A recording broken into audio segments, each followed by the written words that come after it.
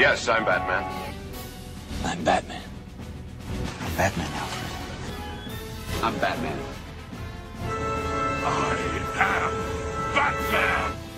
I am Batman. I'm Batman. I'm Batman.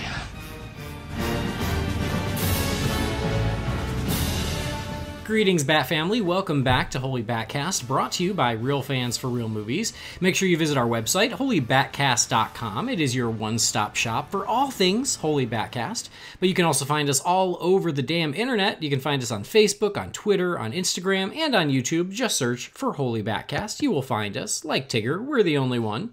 We are also on Patreon. So if you're a fan of the show, would want to support the show, become a more official part of the family, you can do that at Patreon. You can go to patreon.com/Holy BatCast. And I got to give a shout out to our latest patron, Mr. Eric Carter. Hello, Eric, and welcome to the family. Thank you so much for your generosity in this holiday season. We can't thank you enough. So thank you, Eric. And thank you to everybody who does help us out with Patreon. We know you don't have to. The show is still free. We make it free. We just want to talk Batman with you guys. But those of you who took that extra step, as always, just the hugest of thank yous. So Eric Carter, thank you so much. You're awesome. And we will be hearing more from Eric soon. So again, patreon.com/Holy BatCast. We're part of the Real Fans Podcast Network. So if you're looking for other shows to sample, you can do that at rf4rm.com. I'm sure you can find something there that tickles your fancy. And then as always, I'm your host, Andy DiGenova. Hello. If you'd like to follow me, you can do that on Twitter or on Instagram. It is just my name, Andy DiGenova. Now this episode, we are going to finally dive in. We're going to dive deep into Aquaman, spoilers and all. And joining me for that, it is the Black Manta to my Orm. It's Jamie Drewley. Hey, Jamie. Ooh, I get to be Black Manta. Now we can be friends for life because you call me Black Manta. I knew you would like that. I think I made you Mara recently, so I had to switch it up. Well, I mean, I had Christmas #1 today, so I mean that's just a capper to some excellent gifts that I've received already. So thank you, my friend. Hey, Merry Christmas. My pleasure. Black Manta, good to have you on the show. I'm not even going to try and mimic the voice. I can just say I am pleased with this designation. But let's not make this a habit. Okay. Anyway, yeah. So, how you doing? You said you already had one Christmas under your belt. We are 2 days away from Christmas, and so I guess I have to call out. Usually we do a Christmas episode, but this year Aquaman has kind of taken up so much of our time and energy, we haven't gotten to do an official Christmas episode. So I guess Aquaman is the Christmas present to all of us DC fans, and that's just going to have to do. I'm content with that for a Christmas present because, spoilers, I like the movie. Yeah, we need to push off Batman Noel another year, I guess. That's good because I'm not sure I could find my copy if I needed to right now. Yeah, it's rare that we get one of these right at the holidays, and so that's just the way it is. It's fine. Instead of the North Pole, we're going to go to Atlantis and beyond.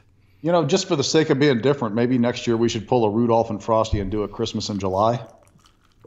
Ooh, I like that. I'm down with that. Hallmark does it. Why not us? Put a pin in that. Maybe we'll come back to that. Yeah, I mean, my Christmas-loving heart feels a little bad that we didn't do a dedicated Christmas episode, but it just happens. And we did do the annual Christmas special over at Real Fans for Real Movies at the RF for RM show. So you've got at least that to listen to, folks.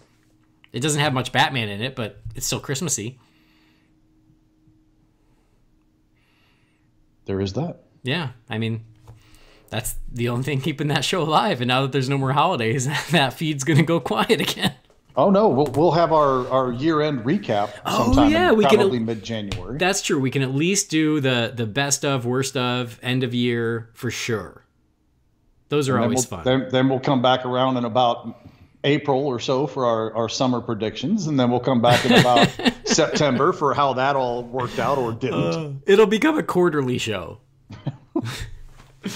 Anyway, we are here to talk about Aquaman on this show. So on our last episode, we did speak to our spoiler-free reactions. We had Chris Ford on with us, and we talked spoiler-free about Aquaman. So if you go back and listen to that, you'll hear that Jamie and I both really like the movie. But now we're going to just speak freely. Now that the movie is out, you all have seen it. I hope you've seen it. If not, press pause and get your butt to the theater, my friends. Go check out Aquaman, because now we're going to speak all about it. So it did open. I'm sorry? I can say one thing for sure. Not enough of you saw it because I was like $90-some million short of my number, people. You did none of y'all helped me out at all with this. I was trying to light the fire, and y'all just kept peeing on it. Well, there's that too. I mean, I'm not going to pretend to be shocked, but I'm sorry it didn't work out for you. Yeah, I never really expected it to be that high, but I just kept thinking maybe, Andy willed Blue Devil to happen in like 17 formats in the span of 90 days. So why can't I get it to happen on a box office prediction for once? But nope. Just putting it out into the universe. Yeah. So yeah, it did open at number 1, which is great news. It was like 67 point. Well, this is Sunday, so we don't know the final actuals until tomorrow. But right now, it's tracked at about 67.4 million opening weekend. If you include the previews, it's up to like 72 million, and that is a super rock solid, strong opening for December. It's a little above what tracking was, but it didn't blow the tracking out of the water the way maybe, Wonder Woman did, or the way we hoped it would after those Amazon Prime screenings and everything, but still a really strong opening and significantly larger than its competition. So for all the folks who were worried about Bumblebee and Mary Poppins Returns, check out those numbers. Turns out it was not much to be worried about. So Aquaman is still the movie to beat this holiday season. And that's why we're going to talk about it. So without further ado, we're going to dive in and give our spoilery reactions and thoughts of Aquaman.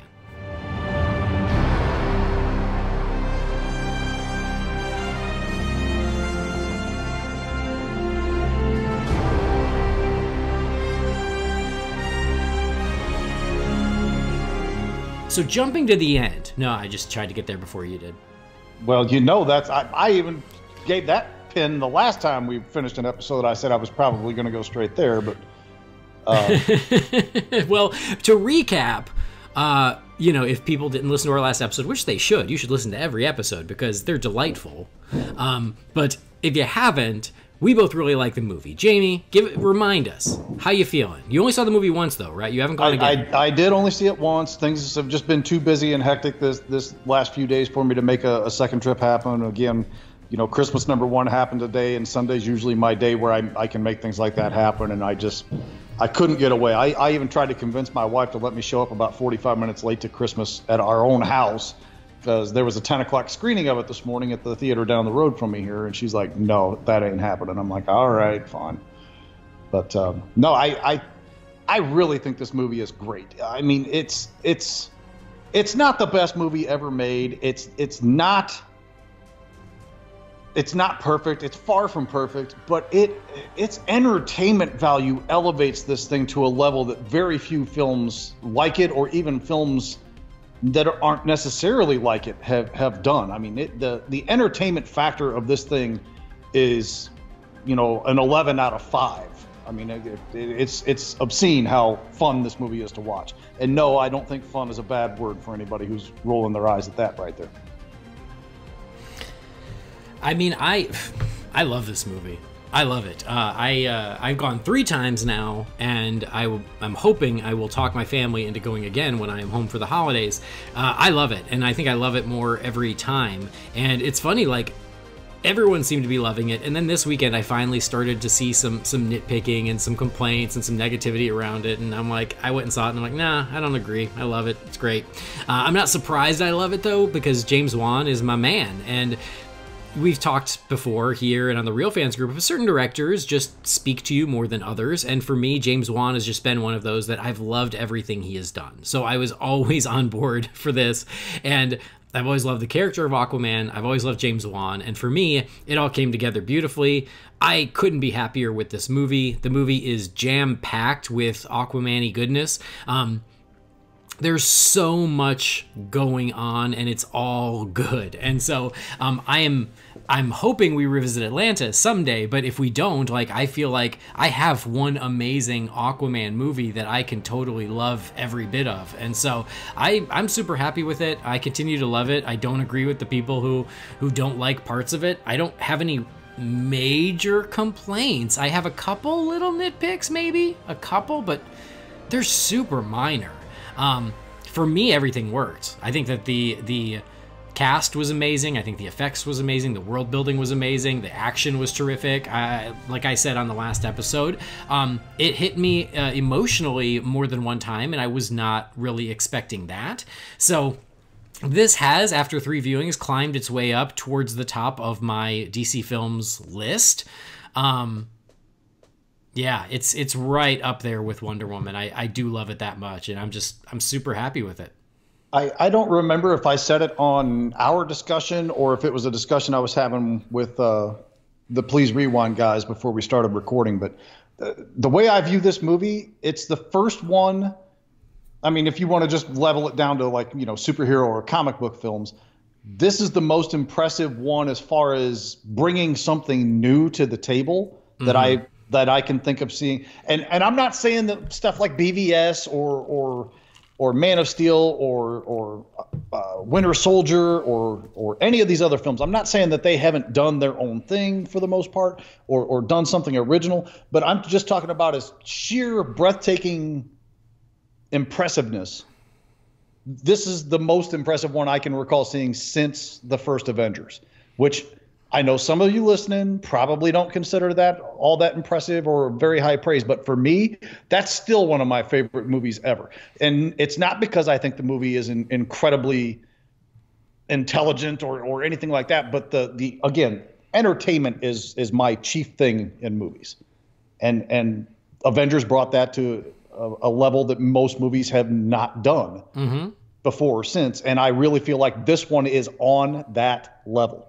So for me, that's the highest form of praise that I can pay this film, is that it's as good or better than Avengers on that front.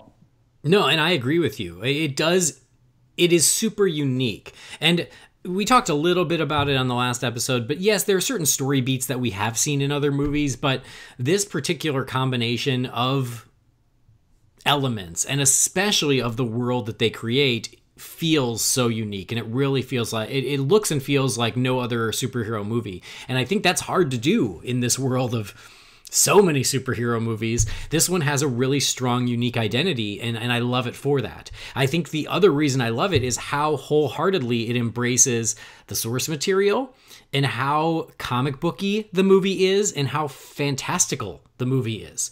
I just love that James Wan and company went for it, and they throw everything on the screen and they embrace every part of this world. And so we get it all in this movie. We get the trench, we get the brine, we get Atlantis, we get plenty of things on land as well. But it's all in there, and it didn't feel like anything was off limits. And it's so fantasy, it's so pretty, it's so colorful, and it's just, to me, it is like reading a 5-issue comic arc of Aquaman, and there's a lot in it, and I love everything about it. I agree 100% with pretty much everything you said there. And I again, I think we said it before, is it's just a super entertaining movie. Like, everything about it is entertaining. The character interaction is entertaining. The world is entertaining. The action is entertaining. Like, I just am so swept away by it the every time I've seen it now.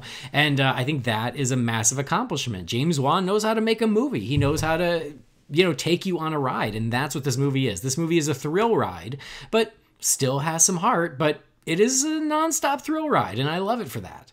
Yeah, I mean, it's breakneck paced. I mean, the runtime, again, is what, like 2 hours and 20 minutes? Yeah. And figure knock 10 minutes or so off for credits. So you got 2 hours and 10 minutes. And, man, I'm telling you, 2 hours and 10 minutes, you got at minimum an hour and 50 of pretty major action happening in that. I mean, there's not a lot of slow-paced parts in this film. No, not at all. I mean, and I say that with the utmost admiration because, again, entertainment means a lot to me when I go to see a film. Yeah. Well, and that's just this. Even scenes that you think are just going to be expository still turn into action scenes. And like, that happens multiple times throughout the movie where you go, oh, okay, this is where we learn about what's going on under the surface with Orm. Okay, great. And then all of a sudden, oh, wait, shoot, now we're in an action scene. They just got attacked. What's going on here? And so that happens throughout the movie, where like James Wan does not want anyone getting bored in this movie. And so, there's a lot of information. There is a lot of dialogue. There's a lot of story, but you do not have to wait long from one action scene to the next. And I do know that, I haven't seen anyone complain about that, but I wouldn't be surprised if someone did, because I don't see it as a negative. I love it. I love that it's just boom, boom, boom, boom, and it just keeps going. But I could see someone being like, man, they don't give you a chance to breathe, do they? And I'm like, no, they really don't. So I would see that as a valid point, whether or not I agree with it. Because it's, like I said in the last one, most superhero movies, you can count the action scenes. You go, oh yeah, there's one at the beginning, one in the middle, one at the end. This one, there's at least a dozen. And to me, and I'm not going to take like the Fast and Furious movie he did into consideration, because there's really like a pre-established formula for those films coming in. And that's not to say that James Wan didn't bring anything unique to it. It's just with him, and I'm a fan of anything that he's done. I either really like or love any other movie of his that I've seen. Even ones I can't even remember the name of. Like, I'm going to kick myself in the ass when you tell me, but that Kevin Bacon movie that's like The Punisher. Death Sentence? Death Sentence, thank you. That was, kind of an offset from what you saw from him, but obviously Insidious and the Conjuring films, which I adore the Conjuring films. I mean, don't even get me started. Dead Silence, you and I have talked about that ad nauseum on every show we've been on. Mm-hmm. But what I find with a lot of his other films, for the most part, is he gets a lot of almost like tension building. I don't want to use slow burn, because that's like the world's most overused term, but I mean, that's really what I see in a lot of his other stuff. So I was really kind of taken off guard with Aquaman in the best possible way, because I was not prepared for the level of spectacle that he brought to it immediately and unrelentingly. Mm-hmm. Oh, absolutely. Because you're right. When you look at like Insidious or The Conjuring, I mean, I don't want to say those movies. They don't slow. have. They're not exactly, because like they're not slow. Because even Insidious and Insidious 2, which James Wan directed both of them, man, the scares start early and they don't really let up. But it's a much more. They're often a lot more subtle. So they're quieter and more subtle. And this one, James Wan just goes big, and he goes big from the beginning. So it is a different thing for him, but even when he did Furious 7, which I really liked, by the way, especially considering all the everything that happened around that production, but even that, in the very first action scene where I think it's like Statham is coming through the hospital and stuff, I was like, oh, like James Wan's having fun. He's going, like he still put his stamp on it, even though he was working within an established franchise. And I can like he loves doing really intricate camera moves, and I don't even know how he pulls most of them off, honestly. But you saw that in Furious 7. You see that here. And we talked a little bit about that with the action scenes. Is he likes to do these long extended fight scenes without cutting, but the camera moves around like crazy. Like the camera tracks this entire fight, but never cuts away, and it's so impressive. I love it. I agree wholeheartedly. So we're going to get into spoilers. So if you haven't seen Aquaman so far, we've still remained pretty spoiler free. So you've been warned, but I want to speak freely. And the one thing I do want to call out there, other people have noticed it. It took me the third time to see it. But did you see Annabelle in this movie? No, I didn't even know that she was there until I heard another podcast talk. In fact, I think it was it might have been Brent and Ray on Fans Without Borders. I'm not positive, because I haven't listened to their full review. I think No, I'm sorry. It was Suicide Squadcast, because Ray was on Suicide Squadcast, not this most recent episode, but the last one. And they talked about it, but they didn't get like highly, like super in depth into it. And that was brought up. And I was like, what, really? Yeah, so I heard about it. I'd heard no indication of it before that. Yeah, I heard about it, and then I didn't see it, and then I went back, the second time, and I missed it again, and I was so mad at myself. And so the third time, I was finally like, okay, I'm going to catch it this time. I'm going to see it. And so, yeah, sure enough, Annabelle is there, which I love. Like, James Wan's done that as well. In Dead Silence, which if you haven't seen Dead Silence, this is your monthly reminder to watch Dead Silence. But in Dead Silence, the Saw puppet makes a cameo. And Insidious, the Saw puppet makes a cameo. And so James Wan likes to do that anyway. And so when I heard that he snuck Annabelle into this movie, I thought that was awesome. So it happens right after, right when Mara and Arthur are about to head to Atlantis, and they are on that cliff, and Arthur goes, oh, this is where Vulko gave me my first swimming lesson. They jump off, and then you go to the flashback of him getting trained. Once you cut back to the present, and Mera opens up the shipping crate that's underwater where her ship is, there's a wide shot right as the ship is about to swim away, and underwater, amongst all the junk, is the Annabelle doll off to the left. So I wonder if that means in Conjuring 3 if there's going to be like a Jason Momoa doll in there. Oh, maybe. Or a trident. Of course, James Wan isn't directing Conjuring 3, but... Oh, he's not? No. That's unfortunate. Hey, man, he's in the big leagues now. He's directing Aquaman. He's passed it off to one of his buddies. I know, but he did such a great job with the other two. It's just... I know. I'm not saying it won't be a good film just the same, but, you know, it's kind of sad when he turns in two solid ones like that. You know, let him get in there for the third one too. But hey, let him do what he wants to do, man. You're right. He's big time now. He can do whatever. Yeah. So speaking of Conjuring and Saw and Dead Silence and Death, what did I say? Death Sentence? I was about to say Death Proof, which is. I kept wanting to say Death Blow, and I knew that wasn't right. So. Death Sentence. So speaking of all of those, did you happen to notice who was flying the plane when Arthur and Mera headed to the Sahara? No. It is Lee Wanell, who is James Wan's best friend and wrote Saw and Dead Silence and Death Sentence. And I don't know if he wrote the Conjuring ones or not, but he wrote Insidious. So he's James Wan's like filmmaking partner. He directed the third Insidious himself. He plays Specs in Insidious. And, yeah. So it was funny. He was in the trailer and I didn't catch it. And then I was watching the movie. I was like, oh my God, it's Lee Wanell. And I just love that he keeps his friends pick him out of a lineup. I mean, I obviously recognize his name very clearly, but I mean, as far as his face, I couldn't pick him out of a lineup. So that's why I didn't spot it. Yeah, so James Wan, he put his pal Lee Wanell in it, and he's flying the plane, which was such a cool surprise. I love that, again, he's keeping it in universe, sort of, keeping, those little Easter eggs in, which I love. Right. So now we need Wan to tackle a Conjuring / Justice League Dark shared universe. Ooh, I'm totally down for that. I mean, he's already producing Swamp Thing, which is starting to get there. So hey, have you heard by chance that Blue Devil's going to be on that? What? That's the best news I've ever heard. Now we're going to talk about Blue Devil for an hour. So anyway, my only real nitpick of this movie, the only real one I have, and it's so minor, but it was what I was alluding to earlier, is there are 3 times in the movie where 2 characters are talking and you think it's just a dialogue scene, and then all of a sudden there's an explosion behind them, and then you end up into a big action scene. And it's just because it happens 3 times where I was like, okay, you've used that trick one too many times now. Because it happens between Orm and King Nereus when Orm is trying to recruit him with the sub, yeah. So it happens there, and they're just in the middle of a conversation, and then boom, explosion, and into an action scene. It happens with Vulko, Mera, and Arthur when Vulko is telling him that he needs to go get the trident. It happens there. They're in the middle of a conversation, and then boom, big attack right behind them. And then the third time is when they're on top of that hill in Italy with all the statues.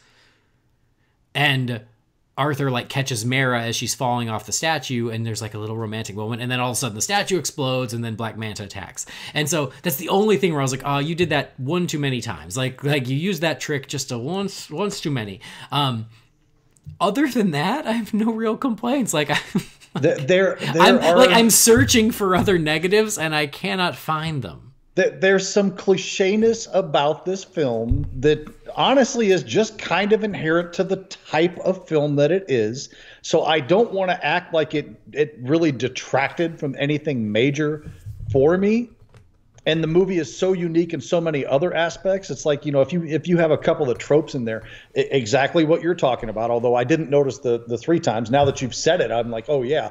But I kept thinking to myself, okay, this is getting ridiculous that they can't have a conversation without shit blowing up behind them.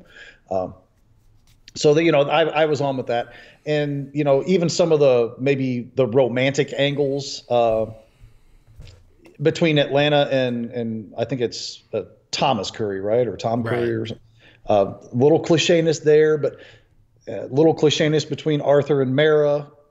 It just there's just some things in this film that you've seen so many times. You're just like, yeah, okay, that's fine, whatever. But again, that's just kind of inherent with this type of story. Mm-hmm. Well, I think, the most part. Yeah, I guess for me the most cliche-ish part, but it still worked for me, was just the reluctant hero of him, like, oh, this isn't my problem, I'm not getting involved, and then, okay, fine, I'll stop the war, but then I'm out, and then eventually, he embraces his destiny and takes his place as king of Atlantis at the very end. But it still works. I found that kind of strange because this movie did not, it didn't like spend a lot of time focusing on it. And I don't want to spend a lot of time focusing on it either. So please don't roll your eyes or at me about this. But it did not avoid the fact that Justice League happened. No, not at all. And obviously he was pretty involved in having a pretty, for lack of something better to call it, good time in that film doing what he was doing. Mm-hmm. And he's still doing that here. So that reluctancy seemed a little unnecessary at this point. I think it makes sense though, because he seems to be at peace with protecting people on the surface, because there's even that conversation between him and his father at the bar where he's like, that's not me, and he goes, you're doing it, aren't you? You're doing what Volko trained you to do. You're helping people. And he's like, but he wants no part of Atlantis. So I think that's where the difference is. He's got a little bit of that bitterness about feeling abandoned by his mother, I guess. Right. And I did actually watch Justice League or part of Justice League the other night after I'd seen Aquaman, because it was right as Arthur was going down to Atlantis after talking with Bruce. Mm-hmm. And I thought, I want to see how well this lines up with what happens in the Aquaman film. And there are clearly adjustments that have been made between the two films. Clearly. Yeah. Well, because in Justice League, he seems to not know that Atlanta was put to death. He basically, I don't remember the line exactly, but it's something to the effect of, she left me on my father's doorstep, and that was that. She just abandoned me. Yeah. Which is accurate. That does line up, but he wouldn't be bitter if he thought she had been dead. So or had any clue as to the reason she did it. And it didn't seem like Volko was really trying to keep those reasons away from him. Well, he was but when he has it, or when he has that conversation with Volko, he's still young, so he knows it in Justice League. Right, that's what I'm saying. It just didn't quite match up exactly. I mean, you can stretch the imagination and whatnot, and it still works. But again, I feel like there were clear adjustments made between the two films on that matter. It matches up well enough, like it does. He's already frustrated. He's in Atlantis where he doesn't want to be, and so he throws a little barb about his mom to Mara. He doesn't specifically say that Atlanta's still around or whatever, but so it still works well enough. It's fine, but you're right. In that one, in Justice League, it's like a little moment of bitterness of like, oh yeah, my mom left me on my father's doorstep. And in this one, when he's talking to Thomas, he's like, well, they killed my mom, and so it is a different attitude, but again, it doesn't necessarily contradict. Or even the idea that, in Justice League, I assume they're in Atlantis where that mother box is being kept by the Atlantean people. Well, I know. I think it's it's somewhere out there, but I don't think it's in Atlantis proper. Okay. Because I remember James Wan even said something about that he and Zack Snyder had a conversation, and Zack was like, you know what, I'm not going to do Atlantis because I'll let you do Atlantis, and so it's some other underwater outpost where they're keeping the mother box. Okay. Yeah. Again, I don't want to dwell on that too much. I think we've already spent enough time on it, but yeah. But I do love I love the way the trident is written into. From Justice League into this movie. I love that it was his mother's trident. I love that that's what he trained with. That's what he knew. That's why he had it for Justice League. And then it becomes a plot point here. It eventually gets destroyed in that fight with Orm. And then he gets his trident when he recovers it. I actually love that the trident is a character. And it does completely make sense from Justice League through this. Yeah, I fully agree with that. And the fact that, even Orm has his father's, Arthur has his mother's. And then eventually Arthur gets King Atlan's. Right. So I think that's so cool. Who knows if that was the plan all along, but it was done very seamlessly. Where you I was going to say, yeah. if that's a retcon, that's a retcon done the right way. Exactly. It's a really well done retcon where James Wan goes, okay, that's what he's got, and that's what we'll start with, and we'll go from there. So I totally dig that. Speaking of Thomas and Atlanta, we don't get a lot of their relationship because we got places to go and things to see, but I still totally bought into it. And when she says goodbye to them and she says, I will come back here when it's safe. And then we cut to the present and he's standing on the edge of that dock. I was like, oh no, he does the same. That's just it. At first in watching the film, I thought the pace of this relationship feels like they're in a hurry to get somewhere and they don't want to spend any time with that. Mm-hmm. But then they circle back around with the heartbreak that he still feels to the present day about her not being there by going to the end of that pier every single day, hoping that she's going to come back to him. That's what makes that work so well with that relationship. Oh, totally. It's awesome. Like we get the abbreviated version of the relationship, and I think we get just enough. It works. I do like that.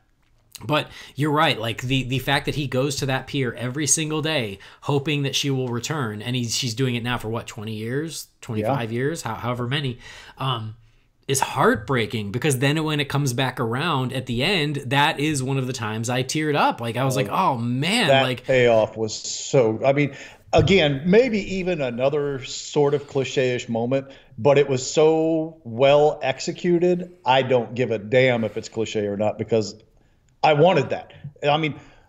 Everybody talks about these fist pump moments, especially in the third act of the film. That was literally the moment where I balled up my fist and I was like, yeah, there we go. Well, because here's the thing, and I will say they did trick me. I did think Atlanta was dead. I never bought it because they kept saying she was shipped off to the trench or sacrificed to the trench or something like that. I'm like, at first I was like, oh, okay, there's an explanation of why she never got back to him. But then they kept pushing that issue like at least two more times in the dialogue of, she was given to them, and, it's, I don't even know that anybody came out and used the word she was killed or she was executed necessarily. They just kept saying, it was almost like they were carefully stepping around that so that they could come back later and give you that reveal. Well, yeah, they did say she was sacrificed to the trench, and they did say, Arthur says that she's dead and they killed my mother and all that. So like, I just bought it because she never returned. And so I just was like, oh yeah, she's dead. And so when I saw him at the end of that pier, I guess shame on me for not going, oh, of course she'll be back. I just went, oh, that's even really heartbreaking because she's dead. She's not coming back. And so then once, towards the end, when they get swept up through that vortex and end up in the hidden ocean, I think it was called. So yeah, they end up in Jurassic Park, and I ain't mad at it. You know what I thought watching that scene? You thought, oh, Andy's going to be so happy. No. What I thought was, well, somebody's seen How to Train Your Dragon 2. I did. Oh my God. I guess that's true. I didn't even think about it. I love that movie, so I'm not saying that as a detractor of it. I'm a huge fan, so I'm good with that. Yeah. So when that happened and someone grabbed Mara, I went, oh, and then at that point, of course, I knew. But yeah, prior to that, I didn't even think ahead enough to go, oh, they're gonna find Queen Atlanta. So that made that payoff of her returning to Thomas at the end just even more sweet. I just thought it was so well done, and her, I guess you would call it her theme, her music. But it's, they use it for all the emotional parts. Is so beautiful. Like the composition on that piece is so beautiful. I love it. I'm in full-blown Christmas music mode, so I have not gotten a chance to just sit and listen to the score at all outside of the film and the context it was used in the film. So I'm going to have a hard time making any sort of a comment or acknowledgement about that. But I am looking forward to getting around to it. But I still got a solid 2 more days of Christmas music to listen to, and I'm not breaking that chain. I understand, but I will say that the score is awesome. I've heard nothing but good things about it.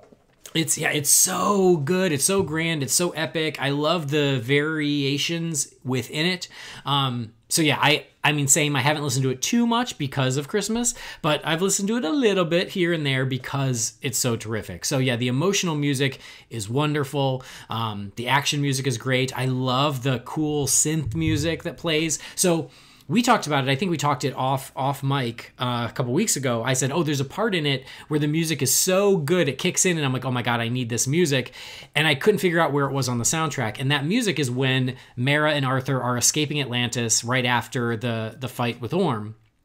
And the like synth action music kind of pumps up as they're flying away in the ship, being chased by those other ships, you know, the little dogfight sequence. And that music, I was like, oh my God, this is the best music. I love it. And I think on the soundtrack, it's on the first track, which is called Arthur. But yeah, that's musically, that was the part I was like, oh man, this score is working for me. I love it.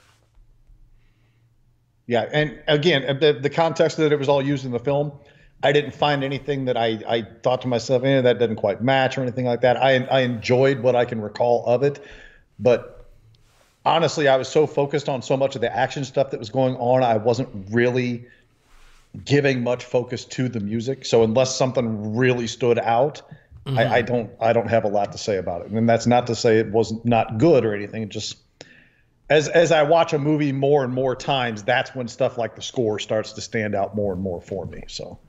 Yeah. Well, I can tell you the score is terrific. Rupert Gregson-Williams, he did a wonderful job on Wonder Woman, and I think he did just as good a job here. He really stepped up, and I think he hits out of the park. The score is terrific, and the action stuff works, the emotional stuff works, the again, some of that cool synthy stuff is awesome. He just did great. Looking forward to listening to it more. Yeah, it is good stuff.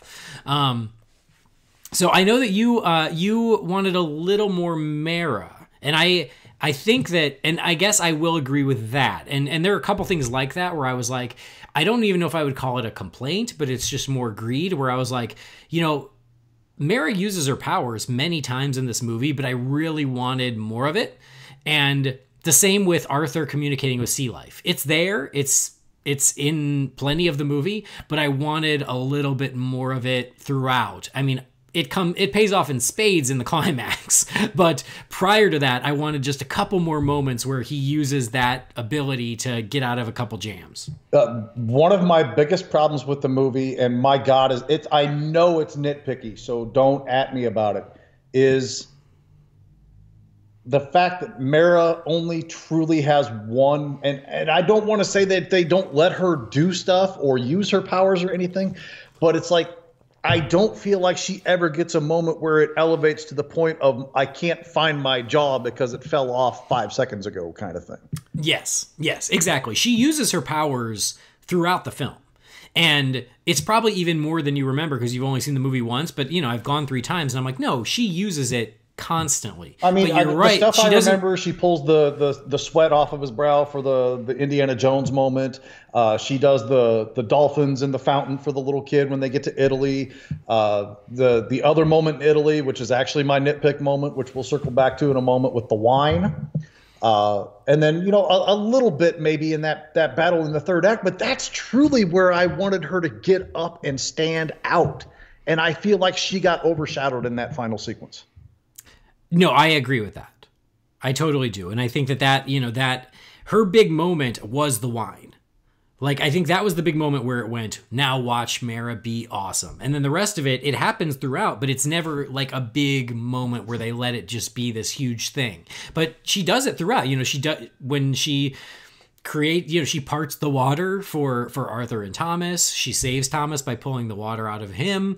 She does the thing with the brow. She saves Arthur from the ring of fire, but she does it while she's in the ship. So you see the action of her power, but you don't actually see her doing it. Mm-hmm. During the climax, she's riding the killer whale. I love that she rides a killer whale in the climax. I think that's amazing. That makes me so happy. You get that great shot of her coming in and using her powers, but it's all beats within a bigger sequence. And the only time the movie stops to go, look at Mera cut loose, is with the wine. And I guess I just wanted another 1 or 2 of those throughout. And I honestly, and I'm not going to say I don't like the wine sequence. I'm not going to say that.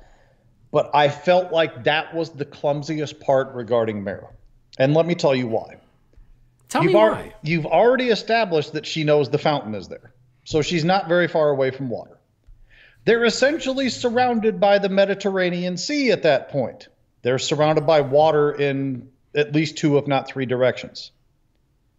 But she gets into that winery, and just all of a sudden a light bulb goes on over her head of, oh goodness, there's fluid around me that I can use as a weapon against these people. Never mind the fact that they have fluid inside of their armor that I could use. Never but she mind uses that. She uses that. Not to that degree, though. It's like she got into that winery and she just gets that look on her face of, oh, now I could do something because I have something to use as a weapon here. And I just did not think that that was very well handled, because I think they could have done more with her in that respect and in that sequence. And I felt let down at that point, because I was like, she's had so many other things that she could have done in this battle. And maybe I'm being unfair. Maybe I do need to see it again to see where she does more of the stuff with the stuff inside of the helmet and stuff like that, and things like that. Maybe I am judging that unfairly because of only having seen it once. So I'll give it that benefit of the doubt. But I can tell you that sitting there watching that film, that Saturday night showing for the Amazon members, I felt let down in that moment, because I thought she is a better character than that she would know where her weapons would be in this situation, instead of having that to be in the winery to truly be able to become a devastating factor in that fight.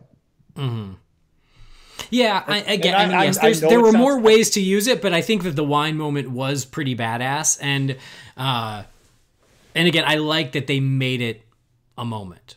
I think if going through that fight, like coming by the fountain or going near the edge of the ocean side there, if all of those other moments would have had a scene like that, and please believe me, folks, I know this movie's jam-packed, and I'm not disappointed with the action that I got, but if I would have got moments where she used the fountain, where she used the ocean, and then used the wine, I probably would sit a lot better with it. But it's almost like they tried to save that wine sequence up to make it really stand out, and I feel like they maybe missed an opportunity to lead into it a little bit better. And I know it's kind of nitpicky. I know it is, but it's been bugging me ever since I was sitting in the sequence as it happened. Got it. Well, and then again, I think that is just more like us being greedy nerds being like, yes, I liked what I got, but I wanted more of it. And I think that is the case with Mara. And again, I think that for me, that was also the case with using the animals. He only does it a couple of times until the end, and I just was like, oh, there were probably other opportunities to use that, but it's there. I just wanted more. And I'm going to say this now, and I don't really want to talk about it anymore after I say it. I mean, if you want to put in a piece on it, by all means, please do. But I don't want to turn this into a negative Nancy thing about, Mara or anything like that. Amber Heard is very easy on the eyes. Amber Heard is not a great actress. And I knew that coming into Justice League and into this film. I'm aware of that. I've seen her in numerous things before. The Ward, All the Boys Love Mandy Lane, Drive Angry. I know this. I know what she's more or less capable of. And I was hoping that it was going to stand out a little bit better because of my affinity for this character. But I think, and this is going to sound like I'm being way harsher than I want it to come off as, but I don't know how else to say it, so I'll just say it. I think a stronger actress would have made that character better than she did. And I'm not saying I didn't like her in the part. I think she's sufficient and competent. I just don't think she stood out quite as much as I was hoping she was going to. And maybe that's my own baggage I'm bringing into it, because I've become such a fan of that character over the last couple of years from reading Aquaman and her solo series that was out last year. So that's maybe more on me than it is on her. Got it. And I've seen that complaint. I don't totally agree. I don't think she's great. She's not amazing in the role, but I think she's good in the role. And I also think that maybe where we wanted more of her was was intentional, where James Wan's like, well, it's still Arthur's movie. And so, we use Mara the right amount, but it's it's not the Mera movie, it's Aquaman. Well, you got to remember, I still feel burned about Justice League because I just knew she was going to show up and help out in that third act of Justice League. And, well, we know how that turned out. Yeah, not so much. But no, I mean, I think that I've seen some people be like super harsh about Amber Heard, and I'm like, okay, you're just looking for something to hate on because she's fine. She's not bad in the part. She's not bad. At right. no point do I look at her at what she turned in and thought, oh my God, that was atrocious. No, she's perfectly fine in what she did. But the problem is I don't know of any moment that I can say after one viewing that I can think that she elevated herself above fine. No, I think that's fair. She's not amazing. She didn't blow me away, but I think she was good. Now, as far as general appearance of the character with the costuming and the hair and everything, pitch perfect. Like right off the page, beautiful, wonderful, love it. Mm-hmm. Yeah, I mean, I think she has some nice moments. I like her the moment they give her in the plane where she talks about what she really gave up to save Arthur. I think that was well written. It was performed well enough. I don't, could a better actor have elevated it more than she did in that moment? Maybe, but I like that moment. I like the look she gives Arthur when they're in the kingdom of the deserters, and right after they see the message from King Atlan, and she the frustration she has with Arthur. I think she plays that well. So I think she has some moments, but I think the point is taken. I understand it. And I don't want, okay, this is really the last major, and it's not even a major thing, but like the last point of contention that I have against the film. And again, this is sounding way more negative than I'm meaning to come off as. But, we've had the discussion a couple of times now. There's really no good point to get up and go to the bathroom in this film. I can tell you, if I'm watching this movie and I have to go to the bathroom, the point where I'm going to get up and go use the bathroom is when they go into that stupid cave in the desert.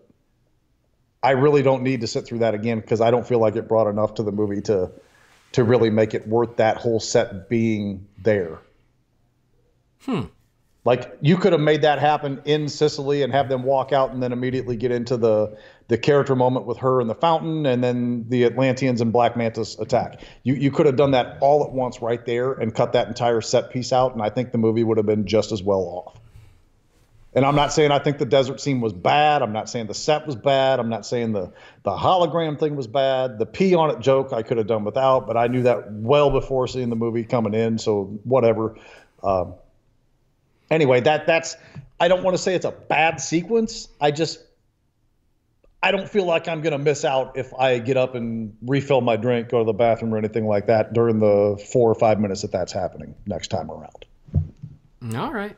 I mean, on the third viewing, I picked a different spot, and I still couldn't pick a great spot, but I picked the spot right before the Arthur Orm fight. So it was the conversation between Mera and her father, which then led into the conversation between Orm and Arthur. It wasn't a great spot, but I knew coming up was the fight and then the escape with the ships, and so I didn't want to miss any of that. And so that was the decision I made. I'm still not sure it's the ideal spot, but I had to make it work. So. Right. Because like we said, it's pretty nonstop from the very beginning. I mean, even the beginning when we're seeing Atlanta and Thomas bond and fall in love through montage. Again, it's pretty quick. It's only a minute or two before Atlantis attacks their home, and we get to see Atlanta pick up that trident and kick some major ass. Which, I mean, let's just get right into that then. That's my favorite action sequence in the entire film. Wow. And I'm not saying that there weren't some fantastic ones. I mean, I love Manta. Every second Manta is on the screen, helmet or not helmet, is freaking incredible for me. And I love it and I adore it. But that action sequence of Atlanta laying waste to those guys in that house, holy cannoli. No, it's awesome. I'm with you. The way it's shot, the way she just handles that business like it's nothing to her. I mean, it's just, I mean, you know how I appreciate that strong female character in these films anyway, but that might well be a top 3 or 4 DCEU moment for me, is that fight in that house. Yeah, it's amazing. And again, like right at the beginning. We get right into it. I think, yeah, she's great, and I was glad when she came back. I was amused a little bit that like she had to play this super emotional scene with Momoa, you know, being reunited after all these years, and she's still wearing the skeleton of the trench while she's doing it. It's just a little silly outfit for what's this, you know, this big emotional payoff. But yeah, I was so glad that she came back, and I love her in this. And yeah, I even love at the end like how much compassion she shows to Orm after everything that Orm did, jumping to the end. But she's great in it. I love that they show what a badass she is. I love the explanation they give for why she has to leave. They will find her no matter what, and next time they won't be so lucky, and Arthur could be killed. So I totally bought into all of that. I thought that was, and again, super efficiently told within the first 5 minutes of the movie. Yeah, I agree. Definitely. But yeah, that action scene is amazing. And so there's so much of that throughout. You mentioned Black Manta. Black Manta is great. As we anticipated, he is more of a supporting player here, but they definitely are setting him up for bigger things. And I still think that what we get of him is terrific. You get that big, you know, we already from the trailers assumed that the sub attack was going to be the big opening action scene, and boy was it. To watch Arthur, first of all, they very smartly had Manta murder that captain for no good reason, so we totally understand Arthur's motivation for what he is about to do. But yeah, like that first fight with Arthur is totally badass. You get to see his power level, how strong he really is, how impervious he is to damage, and it's pretty awesome and shot beautifully. But I even thought when Manta and his father show up and Manta takes off his helmet, and it's more of just a traditional diver-ish helmet, I was like, you know what? In a lesser movie, that would just be Black Manta's look. They would just leave it at that. But I love that they give a great reason and good logic for why he upgrades later on in the film. But we see how ruthless he can be. And it's so crazy because he's a bastard, but then you see the relationship with his father, so you also like you totally understand where he's coming from in that respect, but at the same time you're like, oh no, but he did do some awful things himself. It's crazy because you feel very conflicted about it. Yeah, you know, in that moment as a fan of the characters, if you know them, you know in that moment what's got to happen. Oh yeah, there's got to be some reason that Manta blames Arthur for his father's passing, and I mean they deliver it beautifully. But in my head, as that water was filling into that room, in my head I said, "Look, man, I know what's got to be done, but help the brother out, damn." Like, go down there and lift the thing up and have him try to kill you again, and then you drop it on him, and that's what kills him or something. I mean, don't just cold-blooded leave him there like that when he's crying for you to help him. Well, I mean, I get that, but at the same time, it wasn't like that cold-blooded. Like, he left them to get out themselves. I'm not saying there's anything wrong with the way it's done. I'm just saying in my head, it's like, I felt Manta's pain in that moment, man. It's like I wanted Arthur to help him, even though I know he didn't deserve it. I know damn well he didn't deserve it. But that's the effectiveness of this film, is that even though I know that moment needed to happen, and even though I know that they're getting what's coming to him, at the same time, I felt a little bit of that pain that he was going through in that moment.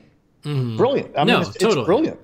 Yeah. And again, they give you so much information so quickly with the quick conversation between Manta and his father, and then leading to that. But very smartly, Manta's father, his situation is a direct result of his own actions, not Arthur's.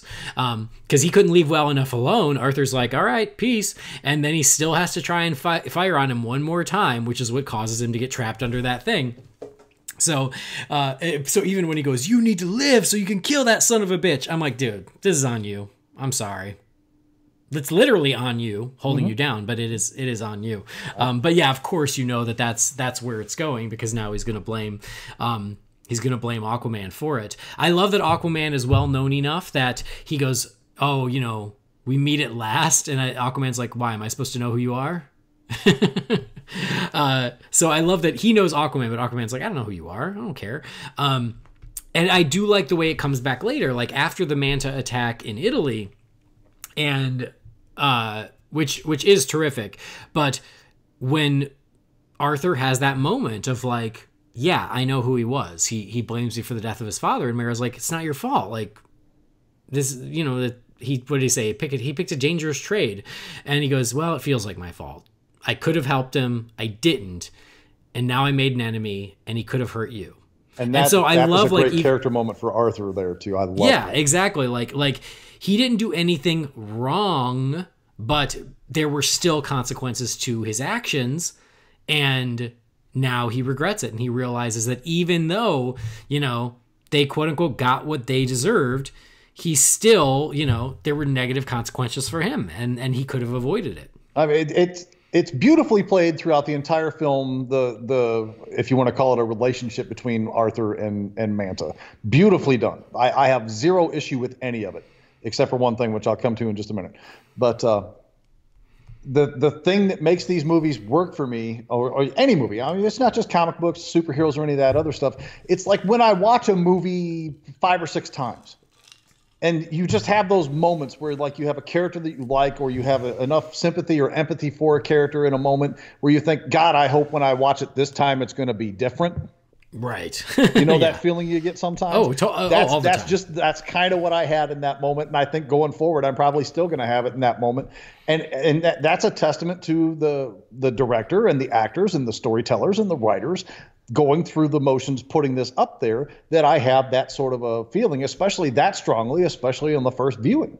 So, I mean, again, I'm not taking credit away from the scene. I think it's extremely well done. I'm just saying, to have me that much in my own emotions about it is really impressive. No, I feel the same way, because even as I was watching it again, and Manta's father is going to shoot that final shell at Arthur, I'm like, don't do it, dude, don't do it. and yeah, I mean, he's still going to do it every single time. Right. So I'm with you. Like, there's certain things where you're like, oh no, don't.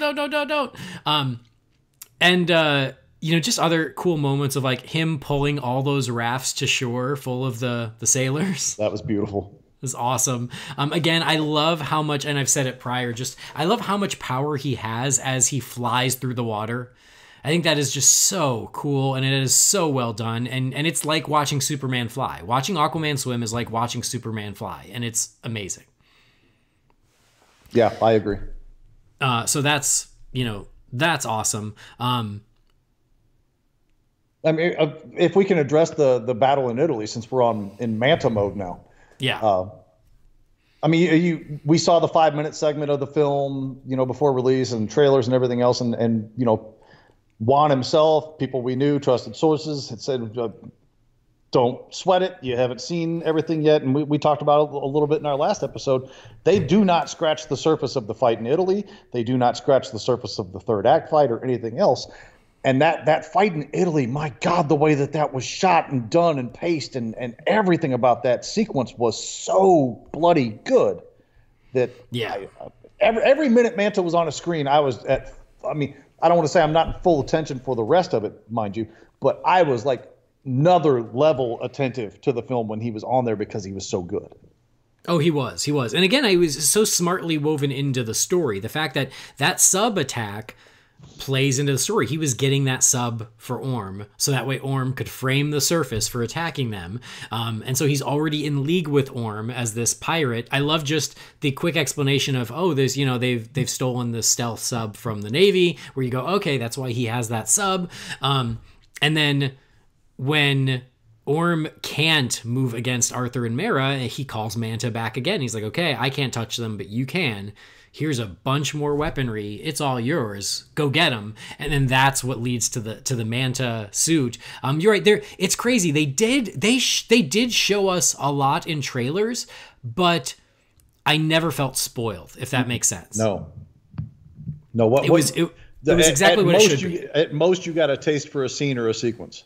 Yeah. Just the smallest of taste. I mean, it literally, the trailers for this leading up, and even that 5-minute sequence was nothing but an appetizer for what this film presented in full. Yeah, and for me to be saying that, again, high praise, because I'm very sensitive about seeing stuff in trailers that I don't think should have been there.